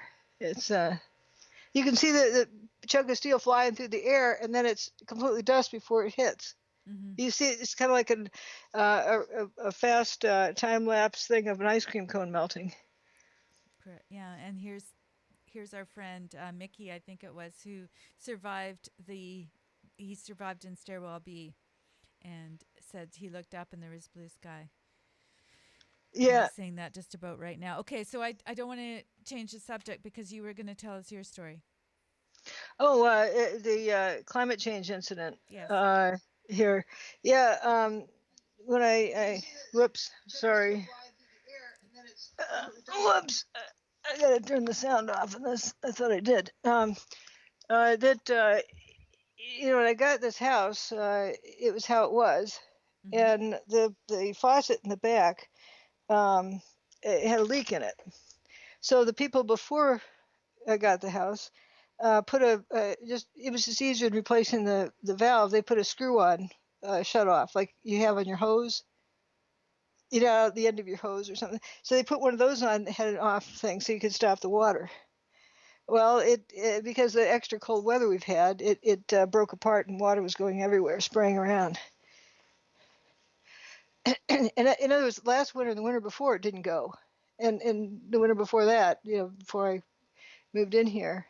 So it's been cold enough that the water in that little end piece, the little valve piece, froze and then split. So I'm saying we have a longer cold spell than we've had for many years. Yeah, but that's all part of global warming. There's a couple of funny tweets out there where they say that Gore is attributing all of that, all of the cold and It's global the warming. No, it's bomb, climate change. yeah. We'll Well, see. no, he's saying it's global warming. He's not even Oh, saying, he's still going with the global warming, and he's somehow rationalizing it again. As they say, like clockwork. He comes out and um, talks about that. I no. don't See, know how he figures that. I thought that climate change worked better because the climate's always changing, so you can always be right. Yeah, but Al, he's really invested in this literally because he's got investments that have to do with actual global warming. Maybe other people don't, but Al does. He's really stuck on this thing. So Well, he had to the come weather isn't explain it. exactly the same every year, and I think most people can understand that it wouldn't be. The exact same date 1 year apart isn't going to have the exact same weather. And Probably so not. you look at the overall average, okay, so you're going to have local maximum minimums. Maybe you'll have 10 years that are cooler, and then, another 10 years that are warmer than average, because nothing is ever average 100% of the time. Well, I'll have you know I'm average 100% of the time. That's my Oh, sense. okay. That's my All humor. right. And also, Too you bad. think of, we're coming out of an ice age, supposedly. So, don't you think it'd be getting warmer overall? I would think so, but you're the scientist. There's some things that are just intuitive. You go, yeah, that doesn't really make sense. And sometimes it's Or good like, when you're not a scientist. yeah, how did we come out of an ice age? Too many SUVs a few thousand years ago. But there may have been. You never know. Ah, Maybe that's right. That's right. we, we got to be open to every possibility. But I'm gonna say they were smart enough not to have the same emissions. I think they were Ah, flying okay. SUVs. But my canned remark about is the predictions and all. Mm-hmm. Well, they can't predict the weather next week or the week after. How the heck are they going to predict it 10 years from now or 20 years from now? Mm, yeah, it's gonna by how many cars are on the road. I think that's going to be the only way they can go. Right now, it's the weather is just BS anyway. Um, people, I did a paper that I think I sent to you, and I just showed you what I was trying to say is that we can't even trust a weather report, really, that weather can be manipulated. And a lot of people didn't know that there was a hurricane off of New York on 9/11. So I kind of went with that idea and said, you know, that you can take that information off the weather map, and that could be called a manipulation of the weather too, because you're not reporting properly. Well, man, I got so much hassle for that because this guy thought that I was completely nuts. And I thought, well, okay, I've shown you the evidence that there was a hurricane. I've shown you that it wasn't on the newscasts that morning. So, so what do you call that? When I show him those two pieces of evidence, and they still basically gave me a D. I'm kind of an A student and I don't really care, but it was the fact that he took it so personally as to give me a really poor mark. If somebody's interested in the truth, then they're interested in evidence and facts. And if they're not interested in evidence and facts, are they interested in the truth? Don't you find this frightening though that these are the people that are teaching in our colleges? Oh yeah, yeah. That's why I picked on that business about what do you call it, Common Core, when they're talking about math problems, saying, "How does this answer feel? How does the answer feel?" And if you can get people trained to go by how it feels, you can destroy any evidence, in somebody's mind. You get somebody to ignore any bit of evidence because it's how you feel that counts. Mm-hmm. Not And the that's empirical facts. right. And if you teach people how to think and use evidence and problem solve, it's hard. It's much harder to manipulate them. That's why they have to get rid of this in the school system. They have to go to another model, which is, just believe the answer or go with what you're feeling. It's and that also makes it really insidious because you've got arguing between people as to what the answer is, even if it's in past was Well, fairly that's clear. then they come up with that's your truth, and my truth can be different. Oh, That's a new trend that's happening is that everyone has their own truth. Was that happening when you were teaching? What was happening in that area? No, nope. I think it's become the thing since then, and I could even see it since I've been involved with the 9/11 thing. But that was those techniques and tactics were right, evident from the beginning, but not so, it wasn't quite so obvious. Like one of the first things that really gave me the heebie-jeebies about the truther stuff is Stephen Jones saying, "This is the scientific method. You first pick an answer and then you go cherry picking for the data that supports your answer. That's the scientific method." But see, it's the kids who have scientific method, and people get relaxed with this Boy Scout appearance, and they just melt and go with it and decide that's the scientific method. And then they start inserting other psyopses like Occam's razor, and Occam's razor is where you eliminate, uh, you know, as many assumptions as you can. In other words, if you don't know the answer to this, you go find it out. You eliminate, what do you call it, unknowns. Now, if you want to apply that to thermite, okay, how did thermite get in the building? There's a whole lot of, who put it there? How come this person didn't see it? How come that person didn't see it? And what about this? What about that? And how much tons of thermite? All this stuff that you'd have to answer for that just gets bypassed. Or, the assumptions that get made for if there's bombs in the building. Well, why didn't we hear any bomb sounds? Who put the bombs there? How did they get them there without bomb sniffing dogs finding them? Lots of questions that need to be answered that the people who promote this stuff don't answer. So Occam's razor, they violated. And they also misrepresent Occam's razor as well, because a lot of people will say it's the simplest possible answer that they. No, it's not. But no, they don't say possible answer. It's just the simplest answer. Okay, bubblegum did it. That's a simple answer. It's the story doesn't follow through just because they've heard of thermite before, or it's been promoted as something. Is not the simplest answer. Mm-hmm. But to remember, Occam's razor is eliminating assumptions, as many assumptions as you can. Mm-hmm. Well, that's finding out all the evidence of what happened. Right. Yeah, that's a really interesting distinction. And this is how just a slight variation from the actual meaning will color things. And people won't necessarily go and find out for themselves what it actually means. They're not geeks like me, where I go to the etymology of it. Yeah, so somebody said it's the simplest explanation. Okay, a birthday cake on fire, with the candles lit, did it.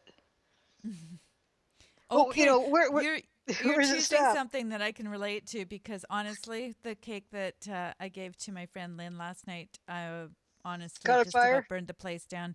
I put 80 candles on a very small cake. And so maybe not a good best example. Yeah, sticking out the sides and. Oh man, it was just digressing. But since you mentioned it, yeah, why don't you just get the 8 and the 0 on there? Is that? And each digit has a. No, I chose not to do that. Anyone can do that. I thought, no, I want to see if I can get 80 candles onto this cake, and it's like a 9-inch cake. And I started around the edges and, side, and then you start filling in the gaps. And I thought I can get 80 on here and try lighting it outside when there's a bit of a wind. Oh, it's going to melt down before you get them all lit. Not only that, but I've got it on video where she's, before she blowing them out as you're lighting them out, she has to tell us all the story. So it's hilarious. And I'm just going, okay, blow that out before the cake just turns into a big wax, monument to your birthday. Anyway, so as you were saying about birthday cakes and maybe I was tapping into your mind reading here. Yeah, I was thinking that's what I was thinking with okay, you can say that's what destroyed the building, but the simplest explanation is kind of ridiculous. Mm-hmm. Because you can get here's a slingshot did it, Mm-hmm. Okay. But it's removing the most assumptions you can. Well, how Madeline wants to know, how would you respond to the defense? Perception is reality. Do you know that expression? Perception is What do you, reality. yeah, what do you define as reality? Madeline needs to let me know. What do you define as reality? Yeah, you think of a card trick. That's, your perception is that one thing, but then reality is something else with where the cards are. I think that that whole idea of perception being reality is all part of the way of a way of duping us. Yep, It's a perception management. perception management because it's very hard to speak to people empirically anymore. I'm constantly having to qualify things and say, it's just my perspective. Because if you come down too clearly or strongly on an idea, it's just, well, that's your opinion. And yeah, it's a Yeah, really hard thing. like It's working very well. okay, the Malaysian Airlines flight 370. That came out. I call it the Where's Waldo uh, scavenger hunt. That was when I was on John B. Wells' show. People were all chattering about that. Next day, like, oh, maybe it's over here. Next day, maybe it's over there. It was the funniest thing to see, the network media playing that game on people. Like, why were they doing that? They asked me, and I said, well, okay, first you ask, was there such a flight? Yes. I was And going if to it say, took first off, of all, which way start. was it headed? Sorry, I don't And want if to I interrupt too can't, much, oh, but I sorry. want to say to Madeline, says she's not sure, Mm. I would start with the question. So you go ahead because that's kind of where I'd start too. Put it on the other person. Well, with the flight 370, it's like, first you start out, was there such a flight? Did it take off? And which direction was it headed in? I can't answer any of those questions, so I'm done. I don't know. If you don't know that such a flight existed, why are you going? Well, maybe it's over here. Maybe it's over there. Oh, maybe it's down that way. And each day on the network news, it was someplace else. It was Mm-hmm. down in Australia, then it was up by Thailand, and then it was over by India, in the middle of the Indian Ocean. It was really watch the bouncing ball, Mm-hmm. and it just would be going different places each day. And it was bizarre that more people didn't ask the questions like, how do you know there's such a flight, and why do you have all this just guessing this, that, and the other. It was obviously a psyop of some sort. Like what don't they want us to be thinking about today? Mm-hmm. And everything to it was speculation about was there even a plane? If there was, prove it. And if it Mm-hmm. if it it fell out of the sky, then you'd have some evidence on that. Why speculate? Yeah.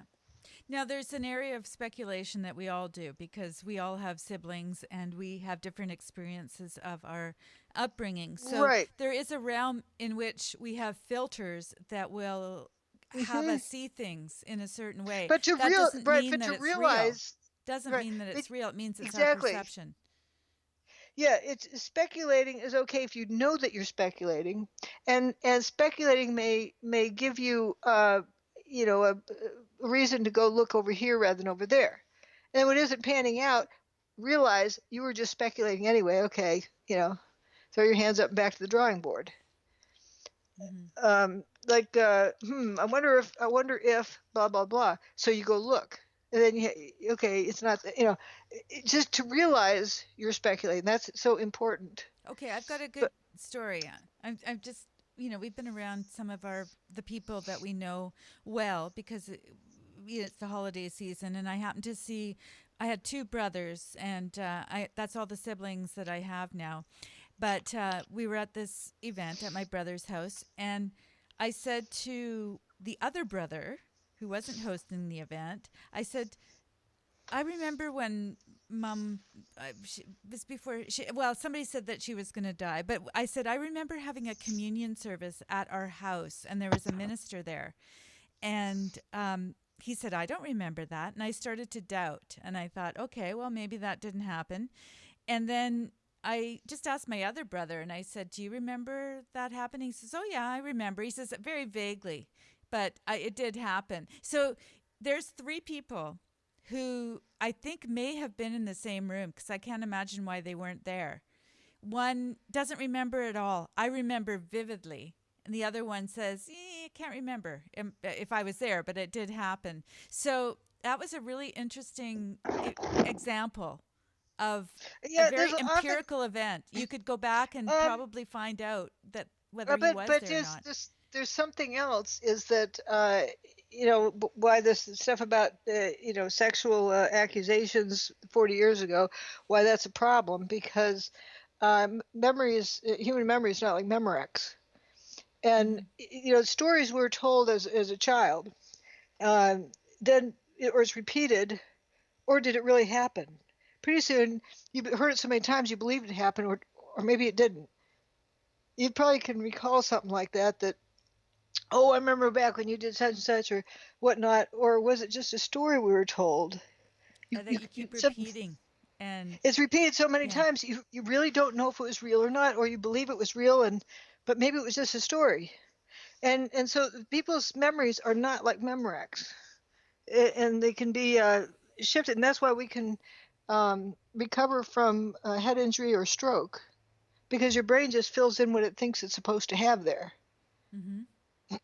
And it can't be totally relied on. That's why I say it's so important to document something right then and there. As soon as after that as you can, put down every detail you can think of.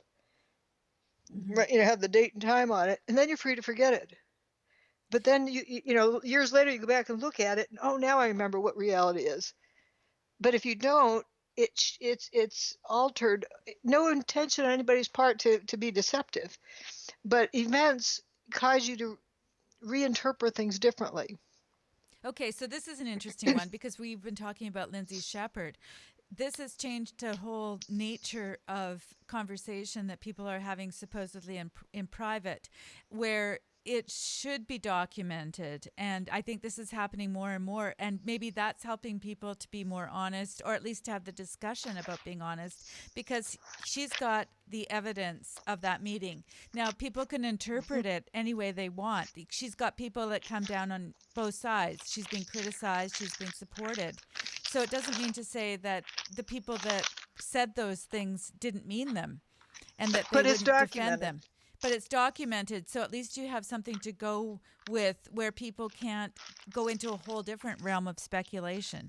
Yeah, they They can't say, well, maybe she's just exaggerating. Maybe she's perceived the situation differently. We're really trying to give her a pep talk on what a great job she's doing.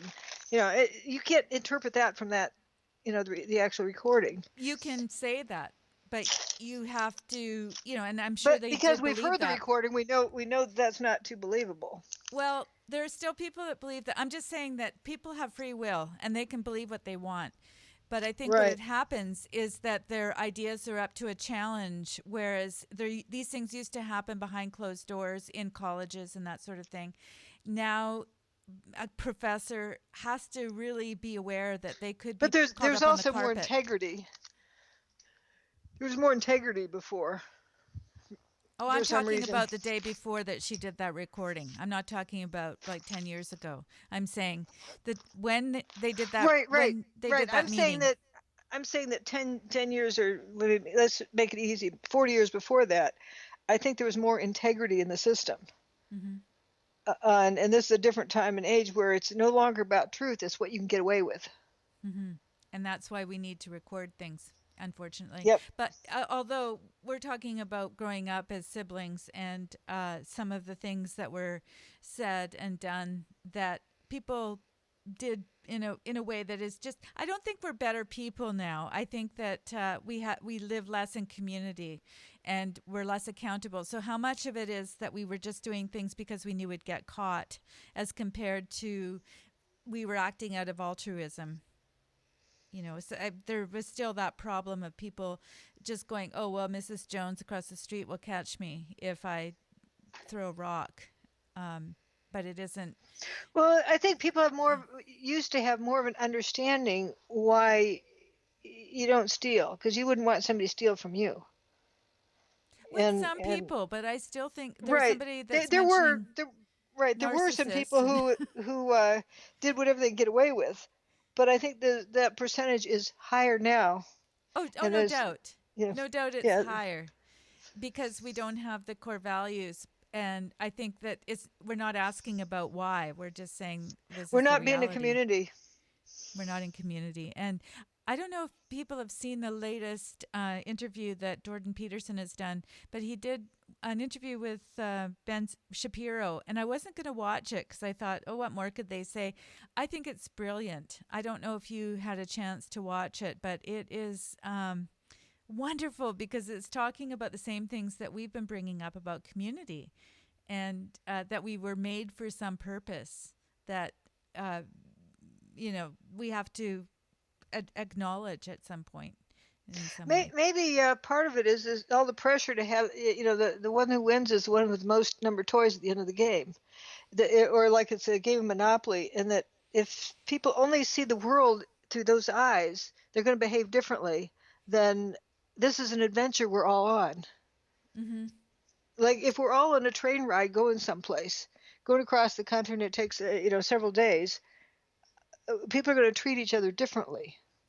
I I think that's what we would like to think, but I think we have a lot of people in our culture now and in the past. We've always had murderers, we've always had Hmm. rapists, we've had people that behave badly with one another. Let And me so, change that. Sorry, let me yeah, change that to okay. a slow moving boat going across the Atlantic, Okay. because there's no opportunity to bail out really. Okay, there you go. So you have to deal with what because the train, somebody could jump off the train, but if it's a slow moving boat going across the Atlantic, with a paddle or something, that people are having to deal, like if somebody steals something from somebody else, and I'm talking about a smallish boat so that everyone knows everybody else. If somebody steals something, uh, they'd get found out. Right. And I think that That this applies to marriage and any kind of relationship because people enter it into it with this idea that they can bail out. Now Mhm. this is something that people kind of go, ooh, that would be horrible. Well, don't get married then, because you're supposed to be doing this thing that is character developing as well.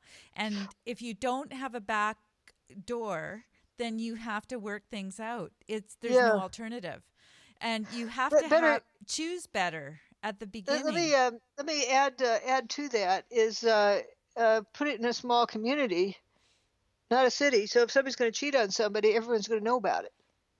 And your small community can be in the city too. I think that we sort of say, well, we don't have that anymore. Well, we Well, you can can't do it create community. anonymously because people go on business trips and have an affair on the business trip. But I'm just saying that imagine it's in a small community where everybody knows Hmm. what everybody else is doing to some extent. There's Hmm. no place you can hide.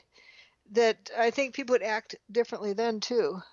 I definitely think so. And what I would like to see, and I think this was what Shapiro and Peterson were getting at, was that if we can start to get to the point where we see it as important in ourselves to be this way, so that it starts off with community, and then it turns into maybe a faith, a belief that we ourselves have to adhere to and model. And even if that's, the fact that we are going to be accountable someday because of our religious faith, that's a benefit. That's something that Hmm. becomes internalized. And it may be because we're narcissistic because we don't want to get in trouble, but it's something that we take responsibility for instead of having to have all these people telling us what to do. Here's something to imagine. Imagine you're 95 years old and you're on your deathbed. I think we hear a lot of statements about this. You don't regret not having spent more hours at the office and not with your family. But think of, just imagine you're in that situation and look back on your life, and the number of toys you had at the end of the game don't seem to matter anymore, Hmm. because that's not going to go on your tombstone. He had X number of toys when he left this world. But if you did this, that, and the other, and this is a wonderful example of a human being, that's a nice thing to leave behind. Hmm. It's the It, only you know thing you that can leave behind.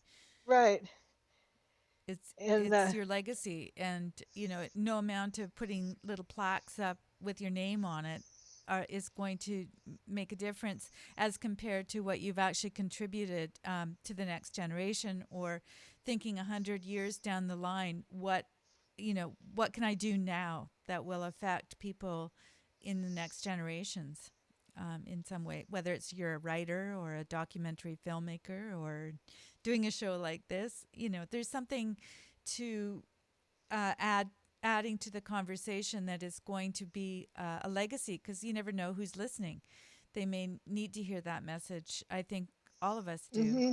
And when you're 95 years old on your deathbed or whatever, what are you going to look back and be proud of the Hmm. most? Yeah, I have a And little bit of why? a And why are problem you with the proud? idea of pride in and of itself, but what can we feel that we've Well, accomplished?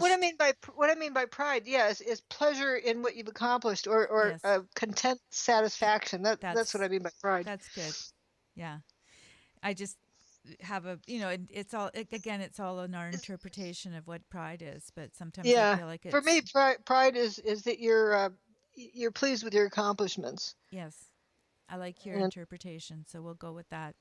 Just so everybody knows how that we're on the same page, because there's this whole thing of pride, whether it's gay pride or this pride or that pride, yeah, that's and it totally different. starts to take on a different kind of that's Yeah. fine. It's great that you're happy about who you are, but we don't have to parade around all the time and say I'm proud as though I'm better or worse or victimized or whatever the thing is.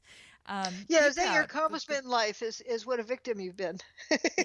Yeah, yeah, exactly. It's not an accomplishment in life to admit that you have an alternate lifestyle. I just don't think so, because all of us do. And especially if it's related to your sexual orientation, that's just who you are. And that's Hmm. great. It's great that we all Why should that acknowledge put that you up on a pedestal? we Yeah. treat each other with respect regardless of who we are. Let's just do that rather than putting one person above the other and saying, I'm proud to be black or white or gay or whatever, a woman. That's Here's an good. example. Here's an example. Let's look at Stevie Wonder.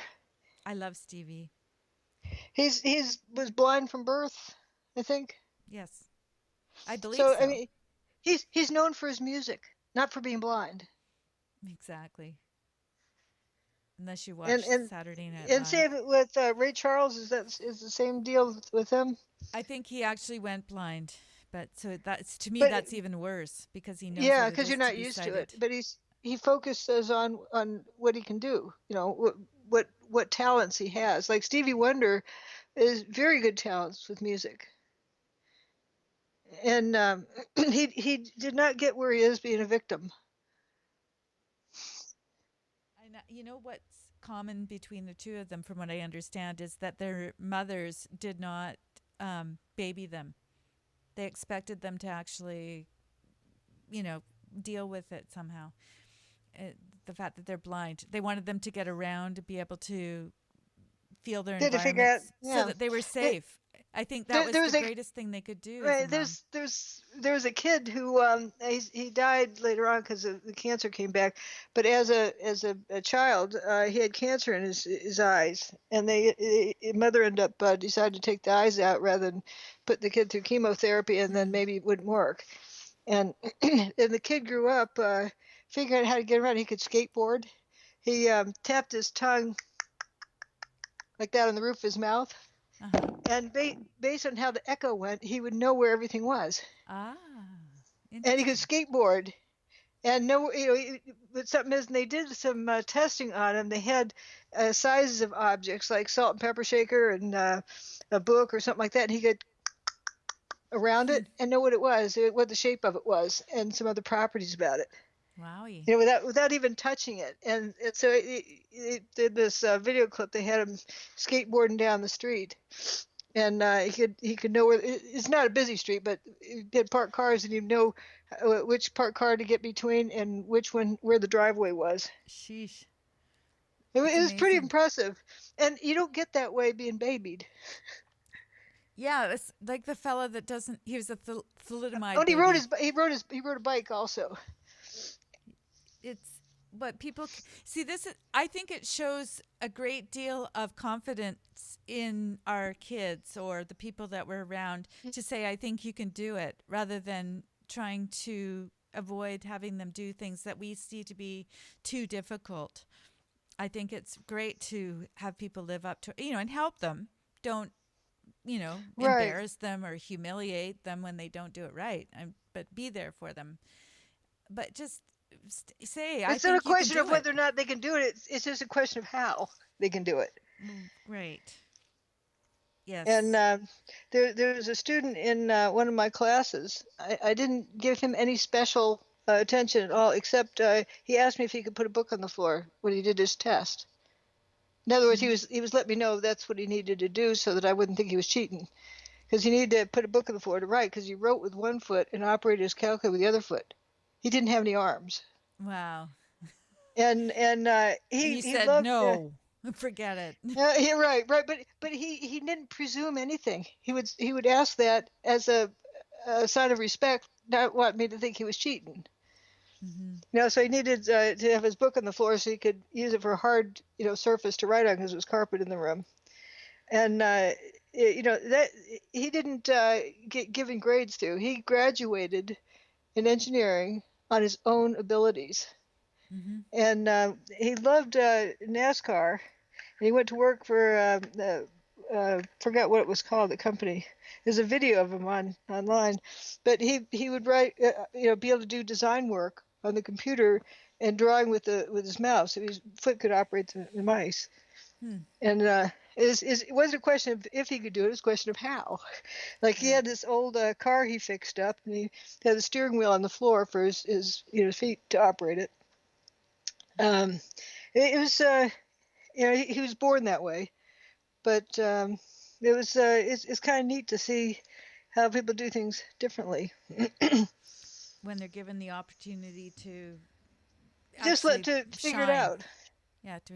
Yeah, and Mm-hmm. to figure stuff out themselves, and that's what I see about Stevie Wonder is, and just love the fact that he's known for his music, Mm-hmm. Right. not for his being any different than anybody else. Well, I think what's happening now is that we are babying people to the point where there won't be the talents and there won't be the resilience. People have to have their safe spaces and their little rooms where they're going to go and play with Play-Doh, their safe spaces. And it's become a daycare center in a certain way with the university campus and even the school campus in and of itself.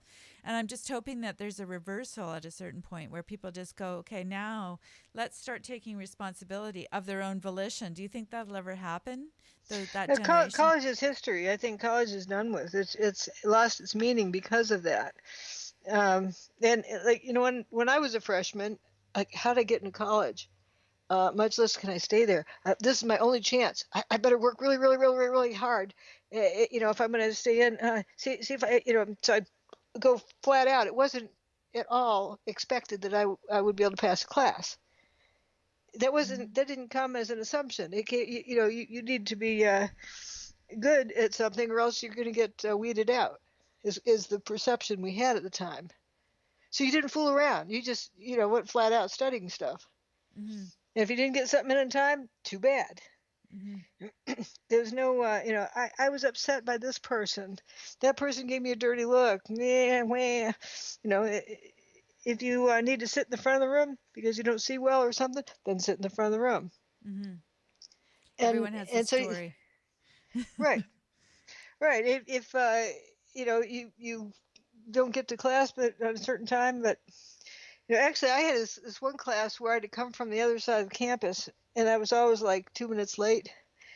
And I get there. The teacher understood that, and they had my seat for me there, but I came as fast as I could, and I didn't used to wear shoes then, Mm-hmm. and I saw a nickel or something fast in the hands between the teacher and one of the students, and they're betting on whether I was going to wear shoes that day. And Mm-hmm. then I come in and sit down. Hot damn! It's finally winter. Pay up, one put his hand up for the other one. It was a while till I figured that one out, but it made the class like a family too. Mm-hmm. Yeah. It was there's and that teacher rode me hard, and I was always out to prove it. I was better than he was. So I was going to ace every test if I could, and I got a 97 on the test. Turned out the average like 50. Mm-hmm. And when I came in, my 2 minutes late, he was showing my paper off to the whole class, saying, "See, nobody's perfect." Though he was embarrassing me. No, he was showing off to the class, but it was his way of doing it. Mm-hmm. Nowadays, you couldn't do anything like that, but it got me revved up. So I was always trying to, do as well as I could. Mm-hmm. And now they can't do that. You have to coddle the kid instead. Yeah.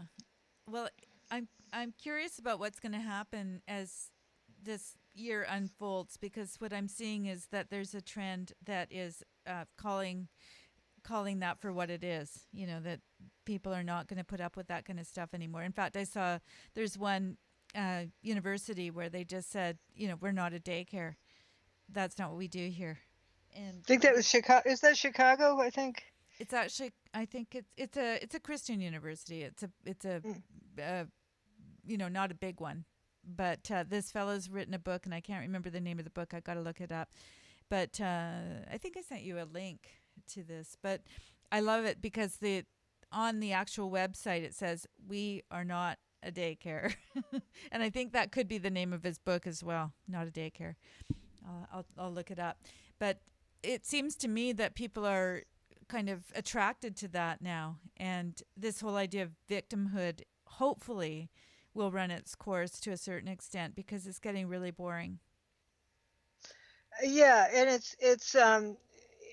you can't you look back on your life at age 95, whatever, saying, "Man, I was a good victim, wasn't I?" I did that really well.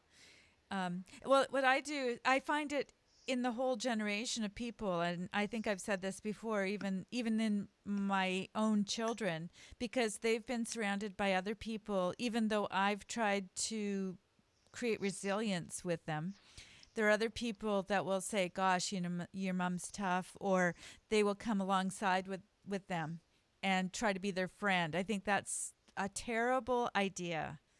Mm-hmm. Adults are in your life for a reason, and they can kind of be your friends, but they're also you should be mentoring with adults. Mm-hmm.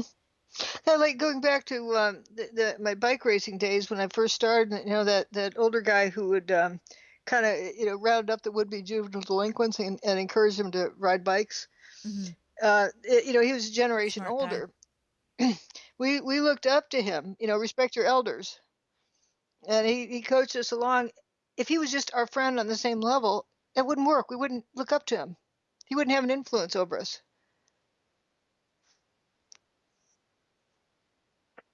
We it started in when I started having kids. People wanted to be friends. I don't want to just be a parent. And I think it's a huge cop out. It's called, I don't want to discipline my kids. I don't want to have to do the work. Maybe there's something more to it, but it just feels to me like it's a bit of a But cop it's a out. normal stage at age 12 or something to feel like you know more than the parents know, because that's nature, telling the chick that it's time to leave the nest, the baby Mm-hmm. bird, it's time to fly fly the coop. That they start getting more. I can do it myself. The teenage years, Mm-hmm. but I think part of it may also have been with why it started with your kids, that mommy guilt with in general, whatever happens in part of the generation happens to most everybody because they interact, but the where the mommy would let them off at daycare and she'd feel guilty, and Well, then fortunately, I would didn't send my kids to daycare because I right, couldn't right, deal with but the guilt. right, But and so then at home the kid doesn't get disciplined because the mom's only spending 10 minutes with the kid and isn't going to spend those 10 minutes disciplining the kid. yeah, you're right. And so you get a generation of this. Even if you weren't sending your kids to daycare, all the other kids in the class are behaving this way. So your kids assume that same kind of behavior. Mm-hmm. It wasn't about respecting your elders anymore. I think that's where it went by the wayside. And kids calling their parents by their first name. Yeah.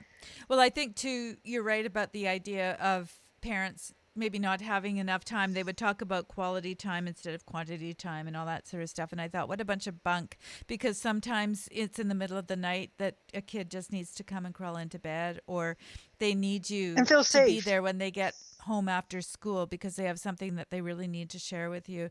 So it isn't about quality. You can't dictate quality of time. You can only dictate the quantity of time that you dedicate so that they know that they're important enough for you to be there. And that's a huge sacrifice. And I think, again, it was a big excuse for not having, I don't want to give up my career. I don't want to give up my income um, for a kid. And that's part of the community and part of our value system that is Hmm. changed completely. I can think of just an amazing example with my oldest brother. That he was ended up being a church organist, but he loved to play keyboard.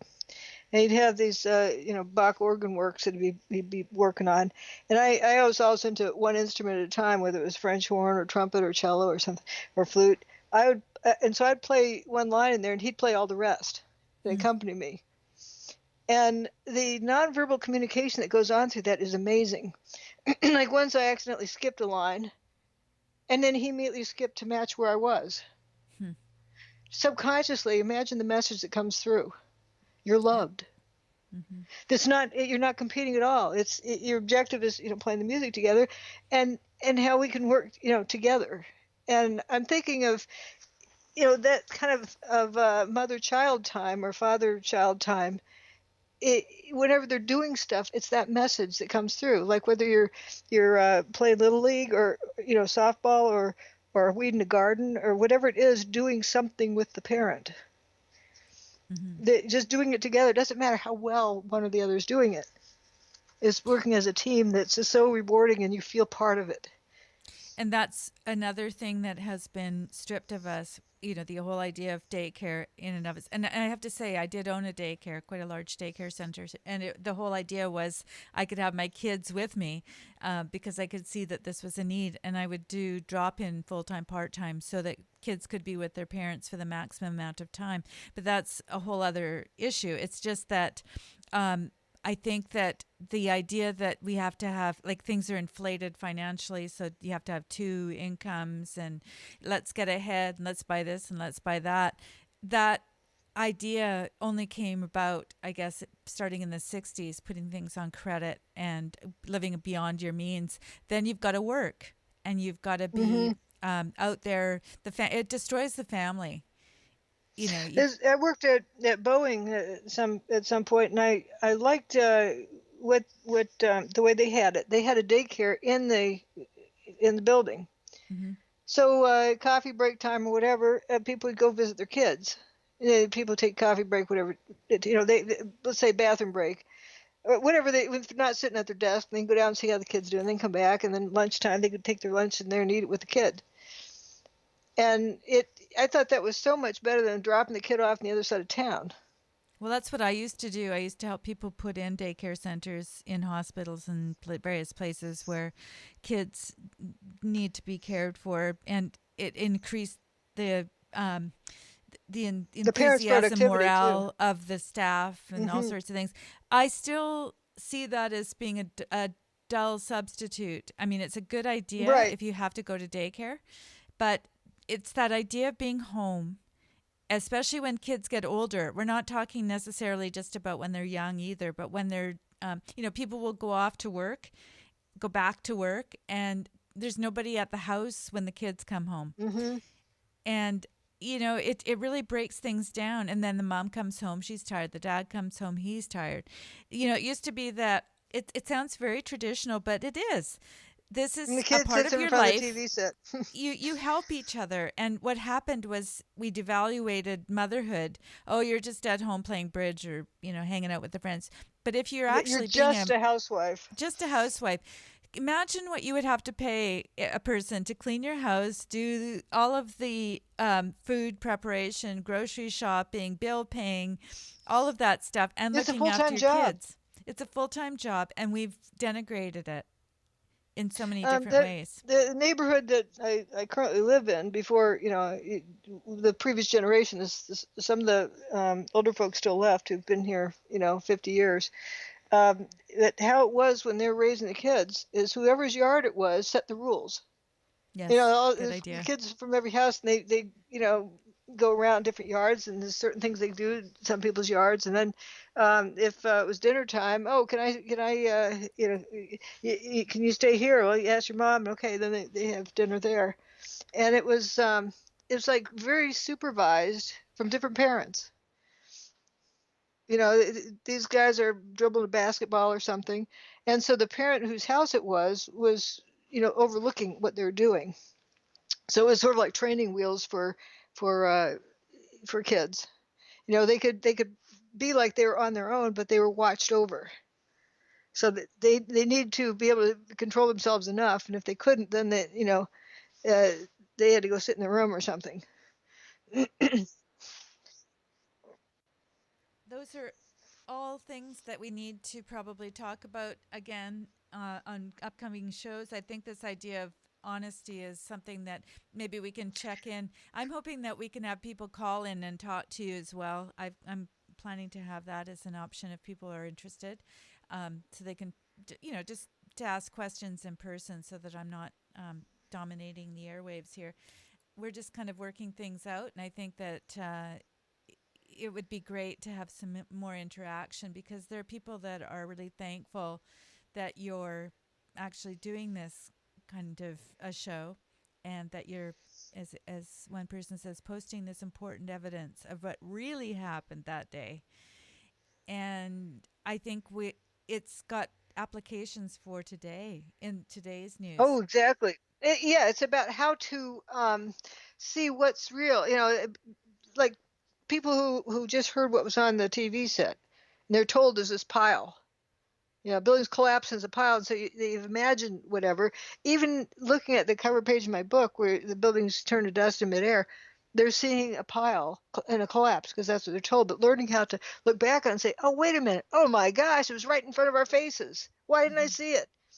That's the thing that I want to work on is and help people realize, don't just take on, even though it's hard in a traumatic situation, but what do you see? What is the evidence, not what you're told? And being able to stop and see, and be comfortable with not having to know everything. Mm-hmm. You Yeah. hear some noise going on, you don't know if this is real or not, and okay, and learn how to put that aside, saying, okay, this is somebody's, what somebody's working on, may be true, maybe not. Well, this is Leave it what at that. makes this conversation so much different than what a lot of people are doing, where they, whether it's the California fires, heaven forbid, we should get into that again, but all of these different things where they come with a point of view, Answers. and then everybody's joining in, and they're saying, okay, this is the channel where we talk about the fact that dew weapons started a fire. So imagine if we opened our minds to the point where we said, we've got an expert here. We've got Dr. Judy as a resource. We've got the ability to break this down into evidence, logical ideas, and rather than coming in and trying to, well, that's where pride comes in. I've got this idea and I don't want to have it debunked. Come in with an idea of asking questions and finding out how to determine for yourself, like the Hmm. fact, see, for me, it was just the fact that there was paper, and I didn't know whether that was something I should look at or not, but the paper was burned up in the fires. Or And being to able to to ask you come, that was yeah, great. or to come down and ask yourself, am I interested in the truth and facts, or am I interested in supporting my agenda, or a particular story that I suspect is I'm hypothesizing this is the story, and I only want to look at data that supports it. And, that's not looking for the truth. If you're looking at the truth, finding stuff that contradicts your story shouldn't be upsetting. Like you were That's talking about with the paper. And so we're actually learning how to have that feeling inside of us of not being upset. I think that's the other, it's like Hmm. we're practicing if we're looking at feelings, the practicing the feeling of knowing what we know. Does that make sense to Oh you? yeah, I got to tell you about a Christmas present I got from somebody. He sent Yes, it to do. me. It's a T-shirt. It says, "Know what it is that you know that you know." And so for you, Isn't that it's kind great? of a way of life. And what I would like it to be for me and for the rest of the audience is something that we can actually sense inside of ourselves, so that we're not making things up or using language that we're just used to using when we're talking about Yeah, things. We're like actually, we're all yeah that if we're that not makes sense. stuck in a multiple choice test. Right. To realize the answer may not be on your one of the choices on your multiple choice test. I know that you don't talk about feeling too much. I know you do have feelings, but Mhm. it's easier for you, it seems, than it is for a lot of us who have been trained up to rely on our feelings, our intuition, that sort of thing. And it's like, I use the word inhabituate. I have a website called inhabituate.com, and it's all about that, learning how to get out of those habits of thinking. I hope this is making sense to you and to the audience, but Mhm. that's how I see this process. It takes tuning in all the time to get us out of that mode, and I talking about remember this. some of those early conversations I had with Morgan Reynolds. We'd look at the same picture on the screen and talk on the phone, and I say, "Okay, so where's the debris? Is it over here?" And I finally started joking sarcastically. Ah, there it is, over across the street under that hubcap. Like there's so much material, it's got to be hiding someplace if it's there. Where's it hiding? And then so you look over here and you look over there and you look and look, but you can't find it. Rather than arguing about, well, there's a lot of debris there. I just know it is. I don't need to look. Because that's not going to solve it. But let's find the evidence. And you sit and look at it and or talking with somebody else. I think in the IC recovery psyops recovery show, there's somebody, I just keep looking around the site because they would have something in their mind that they believed in. But to be able to just say, oh, no, come down, just look at the evidence over here. Okay, now look at this. But I want to look at the evidence up here, and that's what my book is about getting people comfortable just looking at evidence instead of starting with an agenda. And our culture teaches us to whoever gets the answer first wins. So they want to just guess an answer rather than enjoy finding the answer. Enjoy looking at the evidence. You got to take your emotion out of it because it's a horrible event that day. But just to enjoy a fact finding mission, a scavenger hunt, so to speak. Mm-hmm. And then Exactly. just savoring it each detail of it. Now, if you don't have any evidence on something, well, you got to learn to just okay, unknown, like that Malaysian Airlines 370. Mm-hmm. What can you work on if you don't have any data? Well, was it shot out of the sky with a dew weapon? Was it this? Was it that? Was there an airplane? Because you got to have something. Know what it is that you know that you know that you know, Mm-hmm. and know that everything else you don't know.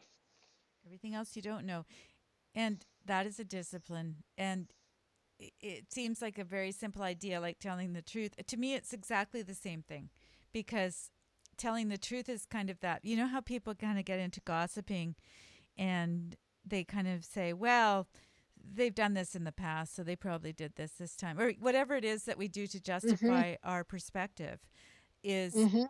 it becomes a habit. And if we could stop doing that and just say, well, I don't know anything about that, so I don't really want to talk about it. I've done that before, and it's very uncomfortable for people when you say it, because they'll bring up somebody and they'll say, well, Mhm. this Like the whole thing with sexual stuff that happened 40 years ago. It's easy for people to project and to speculate, but well, you even know, more where's insidious the is this evidence? this idea of, okay, there's somebody that I know that somebody else knows, and they hadn't paid their rent, and I said, I don't want to hear, it's none of my business what you get for rent. Yeah, and you don't know why they did or didn't, or And it who doesn't cares? matter. It's not my business. And my mom used to say, mind your own business. And I think that's something that we have Mhm. a very hard time doing. That somebody else's paying rent has nothing to do with me unless I'm living in the house and they said they were going to pay it and they didn't. Then It's you gave him half the money or something. yeah. But also how I look at that is just like with uh, he said she said quote data is I don't want to fill my brain cells with information I can't use, because then it muddies up what I can the good data. Right. Now, speaking of data, I am Son of Overbook has asked me to put up the video that I think I sent it along to you. I may not have, but I put it up on my YouTube channel. It's a slow motion at 40 to 60 times speed. So it just slowed down, uh, as he says, going, or he or she, I'm saying son, so he, going poof. So I've now got it up on the So screen you're talking as about requested. building I one, believe justifying. so. Yeah, and I Yeah, that think you've one. seen this before. Yeah, Abe came up with that. Abe Rodriguez years ago, and it's like I've seen it at least 10 years ago, Mm-hmm. more. But it's beautiful, and you look at it just as it's going in slow motion. Pick up apart Okay, I'm going to and play it just so that people watch the can watch solid while you're piece. talking about it. Okay, it's going now. Okay, here we go. Oh, So watch. And there it goes. And it's going to be played again. Are you able to see it? it's it hadn't caught up yet. I'm just seeing a frozen image. I don't think it's playing yet. Not Uh, yet. There's a bit of a delay. So, But there's different images and angles. But I think it's like the northwest corner of Tower One. You can see stuff falling down in front of it, and a solid pieces with trailing dust. And then pretty soon the dust overtakes the solid piece. It appears. But then you know that if dust is going to fall more slowly than a solid piece. So what that is telling you is that there's no more solid piece left. mm-hmm. Right. Now, So, this is a different angle than the other ones, but yeah, just this is showing the quote spire. That I think that's the upper part of stairway B. right. And I And think it's quite good because it's slowed down so that you could see exactly what's happening. And then you do see the spire at the very end. So, do you have a question, Son of Overbook, in particular? Do you want Dr. Judy to go over anything that you don't understand about this? I'm going to see if. what is interesting is that spire Oops. stands, and it's about like 70 stories tall or so, and it's rigid. It stands very sturdy, and the floor has been ripped away from it, so it's strong enough for that to have happened, and then pretty soon it just dustifies. Does that make sense? No. Unless it's just if it's going to There you fall go. down and fall over something, it's Yeah. so there goes a truck past, Yeah. and it's still Okay. there. But Okay. it also knows the crisp outline around it. So if dust is settling on it, you would see a haze around it. But you see Yes. crisp edges. I call that the banana peel image, where you see the building peeled away from it, and you have crisp edges. So where's all that dust come from? You see later. Mm-hmm. Where the stairway is filled with dust, but then you would have seen more dust coming, poofing out when the floors are getting ripped off of it. What I like about this video is that you can really see, for people like myself who are not seeing things quite as quickly or easily as you, in terms of No, we're no, seeing something you different, watch it maybe. again and again. Yeah, It's you good watch it to again and see. again. Yep. Just keep watching this over and over. I put it up on my website or on my YouTube site, so you can take a boo at it and or even go back over this video and take a look at it. So thank you to Son of Overbook Yeah. for sending this to me and letting us see this.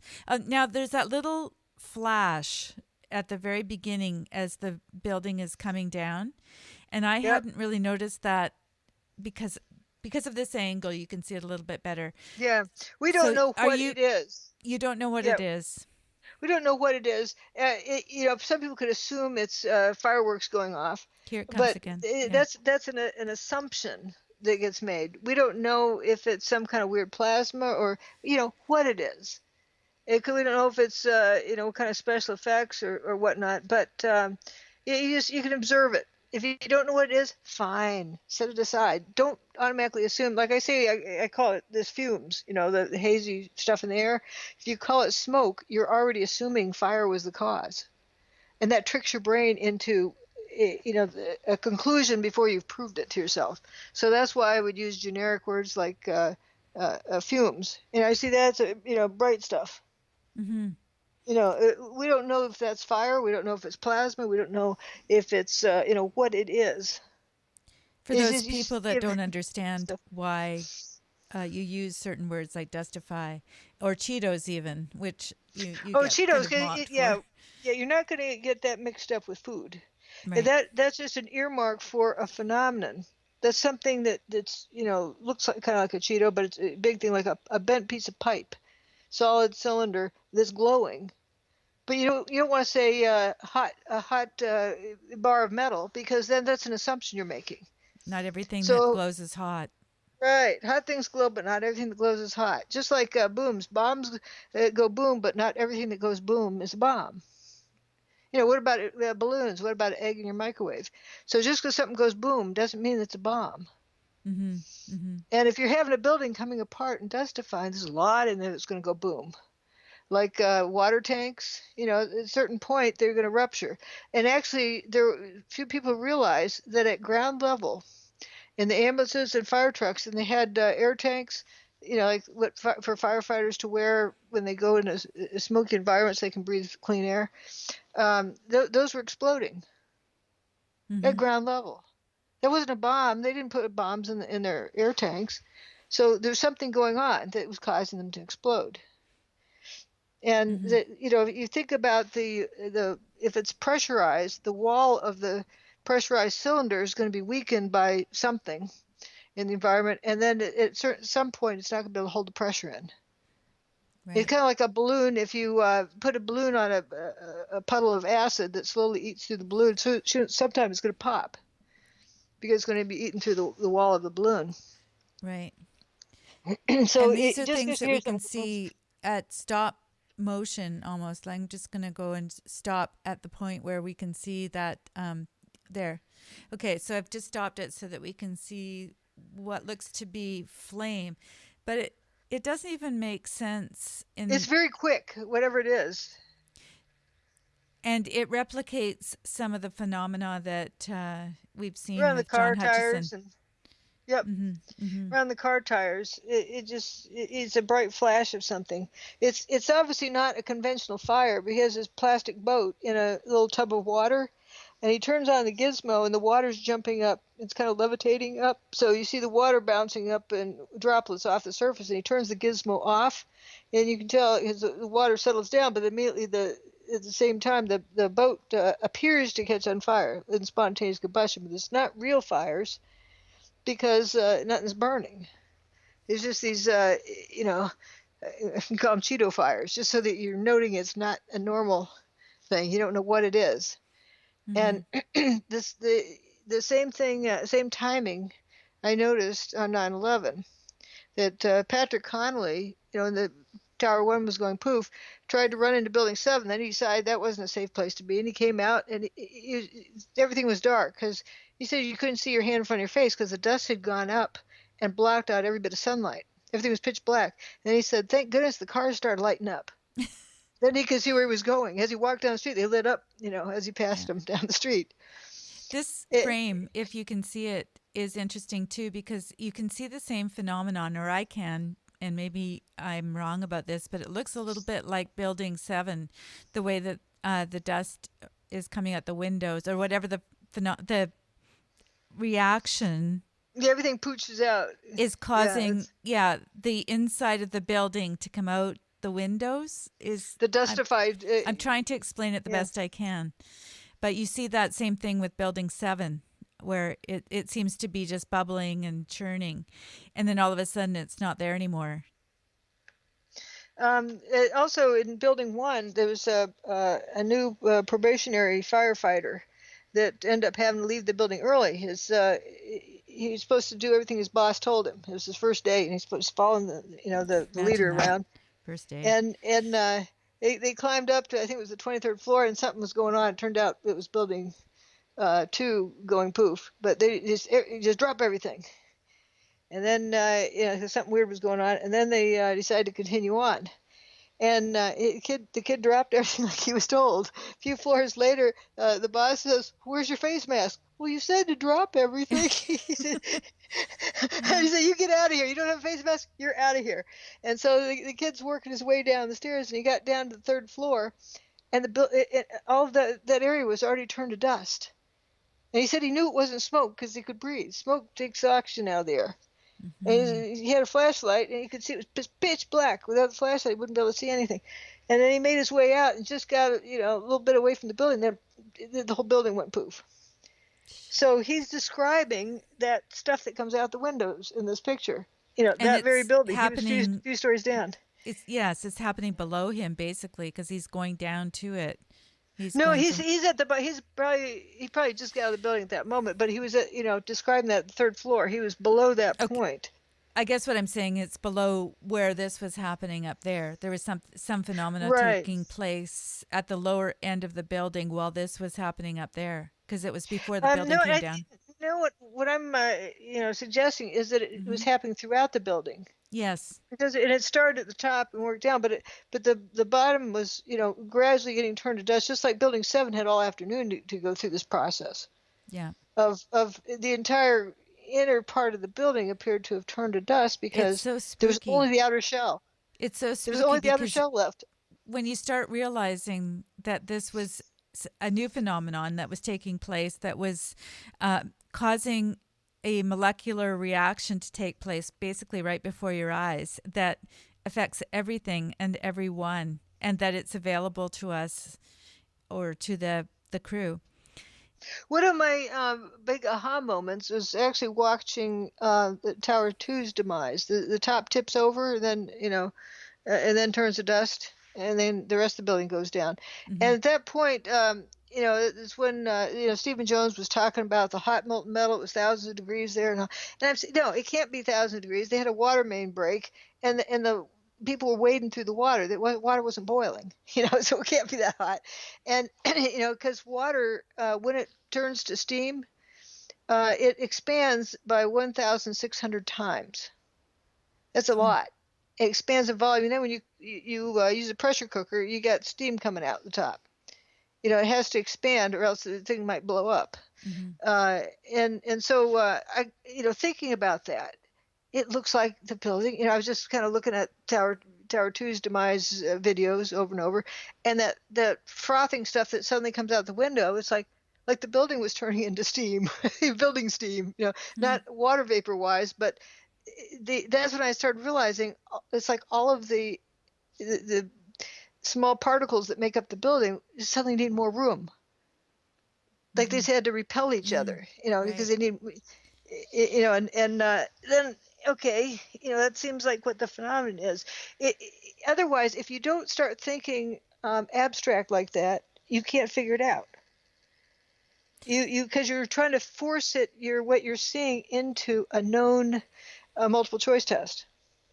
And then there are people who have been their curiosity is blunted to the extent where they don't even have an interest in how it happened. They just go, "Oh, it doesn't matter. The building came down." Go get somebody.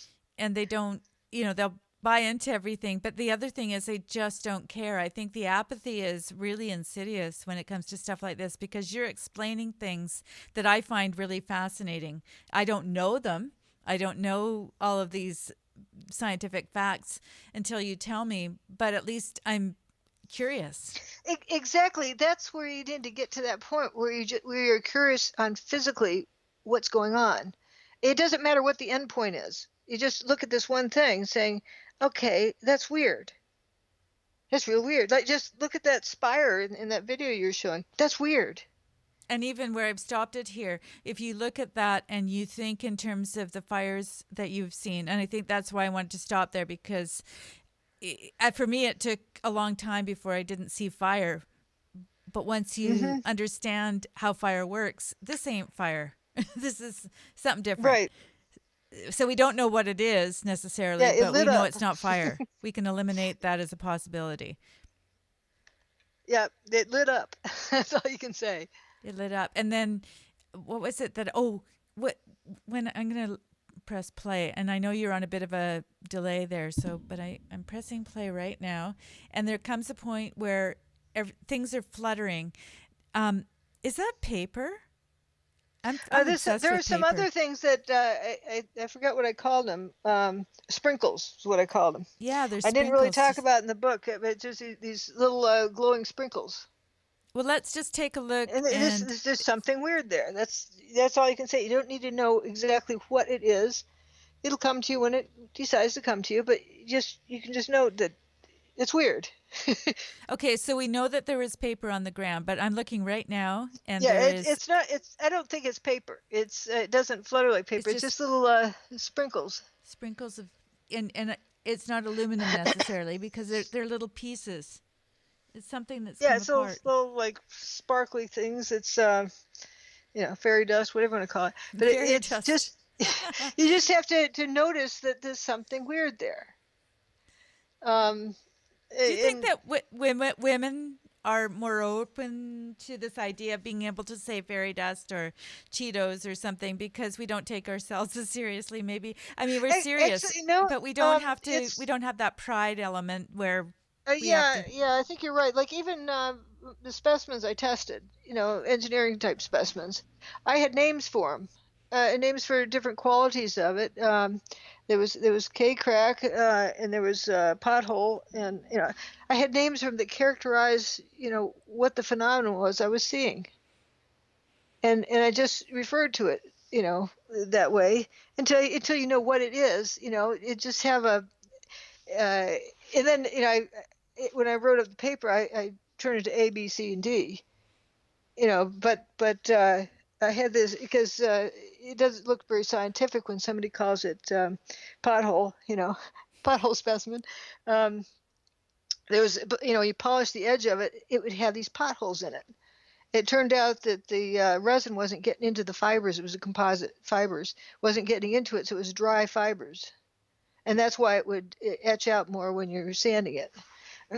But it was definitely a characteristic of something weird in that processing of that specimen that made it do that, and it had other properties that were consistent with that too. That so it's I think it's perfectly good to if it's like a double-blind study, so to speak. Mm-hmm. You're putting blindfolds on, you just start noticing this series has this type characteristics.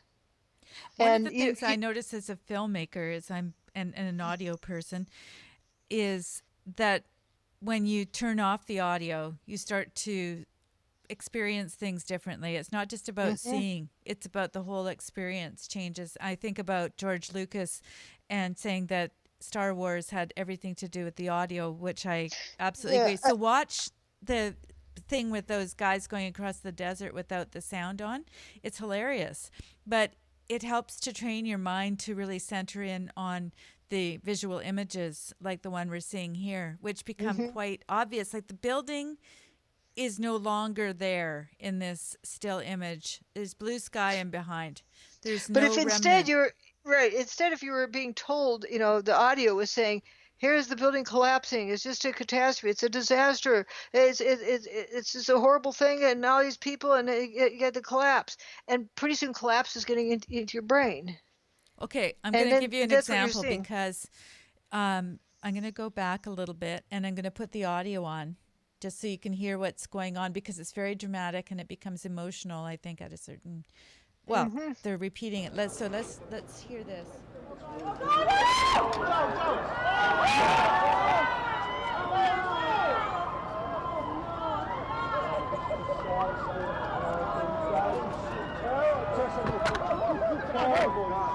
There's people crying and yelling, "Oh no!" Yeah, I can't hear it, but I would suspect that's what it would be like. It's coming up. If you turn I don't know if you can turn your sound up, but you get it. Yeah, and there was somebody I talked with. I forget who it was. Neil Kramer, I think it was. But anyway, the person was in France and doesn't know French. They're in France on 9/11, And so they just were seeing the TV with, in French that they couldn't understand, and there was no subtitles, no captioning, and so they didn't hear anything what was being said. They would have heard crying, but they just had the picture to look at, and they looked at it and said, something here is wrong. It's not a collapse. This isn't bombs. This is something I've never seen before. Because they didn't understand the language, it freed their mind to see what was really there. Mm-hmm. Mm-hmm. So I'm sure that when they started to hear what you had to say about it, it made perfect sense. Oh yeah, yeah, because they knew that there was something fishy with it, but the fact that they didn't get the what do The you call it, memo. propaganda. Yeah, they didn't get the propaganda. Yeah, they didn't You get the know, advertisement. and for me, when I saw that something funny was going on, they're talking about a collapse, and I looked up at the ceiling and said, "Does that look like what does a collapse look like?" Nope, nope, doesn't look like that. At that point, I shut off my ears. I Right. just quit processing audio information, and I can do that. Most people can't, but I could do that. And I was just seeing what was there and just That's what ignoring I'm the audio. sorry, I keep interrupting you, but I get excited because that's what I'm trying to share with people. A lot of Yeah, people have heard you speak. They've seen your presentation. And they may absolutely be on the same page and agree with you and see the evidence. Yet they haven't had the shift in terms of being able to understand it themselves because you have this unique ability to be able to block out other things and see things in a different way. So I'm excited about sharing how you go through that process because anybody could do it if they yeah, had the inclination. It's not yeah. that you have supernatural gifts. You have special gifts, but they're not supernatural. Right. And you can help us to begin to see And our if world that way. if the next time you see a catastrophe on the TV set, put corks in your ears, because after all, look at it this way: these announcers on TV are not scientists, nor have they studied what happened. And so Mm-hmm. just ignore the audio. Just like if you're looking at some of these California fire things, put corks in your ears and just look at the image and see what you see, not what you're told to see. Yes.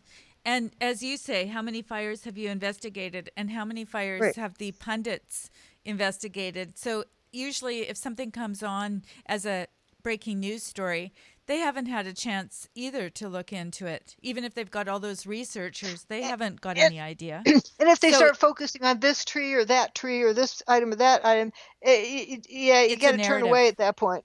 Yeah, Yeah, it it's becomes even a visual narrative.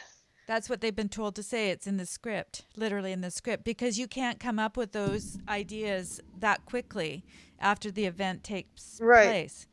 Just okay, like 9/11. Before noon, Yeah, it was the we're told terrorists. who done it and why they did it and how they did it. Yeah.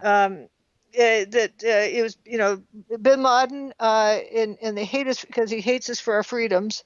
I mean, how would they know all that by It was noon on 9/11? 19 And guys with and box cutters. That's and I the remember my graduate student came up to me, Dr. Wood, who's Bin Laden? What's Al Qaeda? And I'm like, huh? I'll never forget that moment. It's like, why is he saying this stuff? Also, a question went through my mind. If they're saying, immediately given this list of 19 bad guys, well, if they knew they're bad guys, why did they let them on the airplane? yeah. That was what I was thinking. Like, there's a problem with that story. Yep. It's like if they know what these guys are up to and what they're going to do, why did they let them do it? It's kind of like it reminds me of during the election they had the Time magazine cover depending on who won. They had it already. And that's basically what they have for every news story. If it goes this way, we have this cover for it. And if it goes this way, then we've got some other Or, reason. So, yeah, and these. Or here's something else to think about. Who presents the weather on the evening news?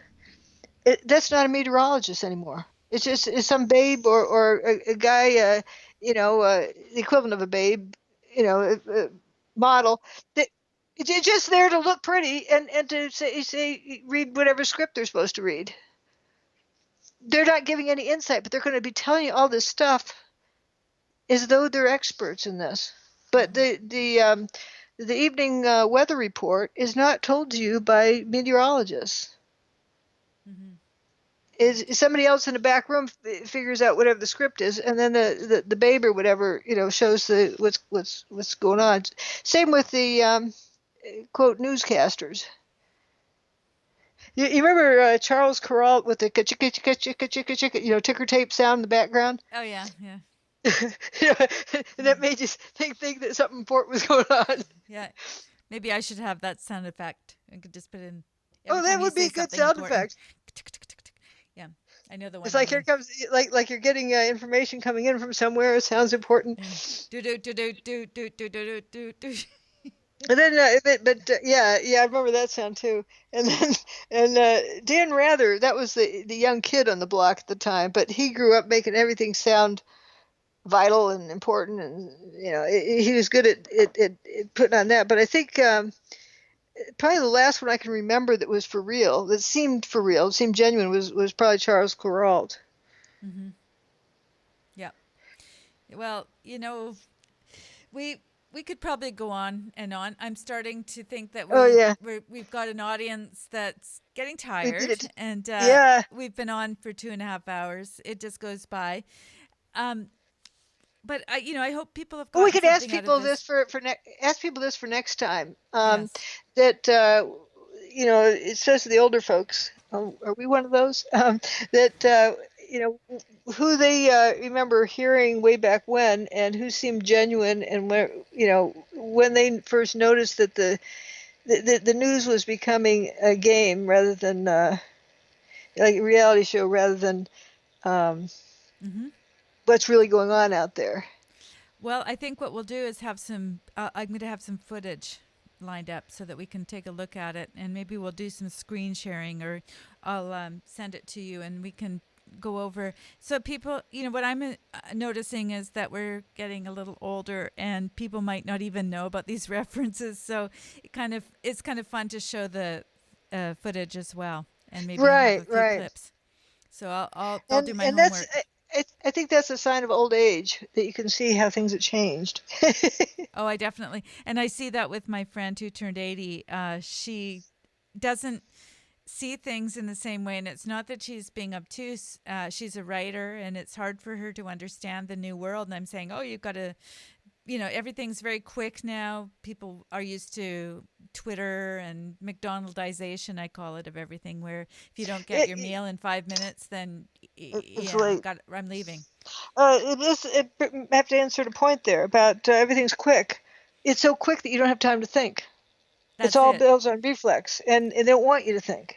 And Whoever they is in that's the 80s, I was organized it. calling that the McDonaldization of life. I felt like it was a psyop that, they would say things, and the Hmm. pizza that if you didn't get it in 20 minutes, then it was free. Everything was quick, quick, quick, quick, quick. And it made people lack patience for, Delayed gather. gratification. Yeah, like what happened to going to a restaurant and sitting there? Now it's all you do is people will sit there and say, "Where is that guy? Why aren't they serving us?" Instead of having a conversation. It used to be Well, that you'd go and yeah. they'd take their And time, then when and the meal came, you're drooling by then, and it made it so much better. you're enjoying a conversation. What a strange idea! Hmm. But now it's you instead of looking at each other and talking to each other, the whole conversation is about where's that waitress, where's the waiter, where's our food, or where's the menu. I don't know if I notice these things, and I say to the person, well, I'm here. We could talk. Maybe you're sick of me now. Imagine pizza delivery, and as long as it's hot when it arrives, whenever it arrives, you've gotten hungrier, and man, does it smell good. Mm-hmm. Mm-hmm. Oh, and that reminds me because I haven't had lunch. So, and I'm on Oh, the Pacific Coast, and so you're probably thinking about dinner. I don't know what's happening over there I'm on thinking the about east. going out But to check my water faucet to make sure it hasn't sprung another leak or so. perfect. Well, on that note, I am going to say goodbye to you, and I think this time I'm going to hang up on you, and we will talk to you soon. But I'm going to say goodbye to the audience at the same time I say goodbye to you, Okay. just to be just so that you can go off and do your thing. Okay, so goodbye till next week, and thank you so much for people that have And tuned in. Please invite yeah, other I think people. thank you for the audience and for caring enough about reality and just in community. Thanks for being That's there, and thanks Joni for doing this. okay, and tell the truth. Talk to you soon. Bye bye. Bye. Okay, I've just turned your mic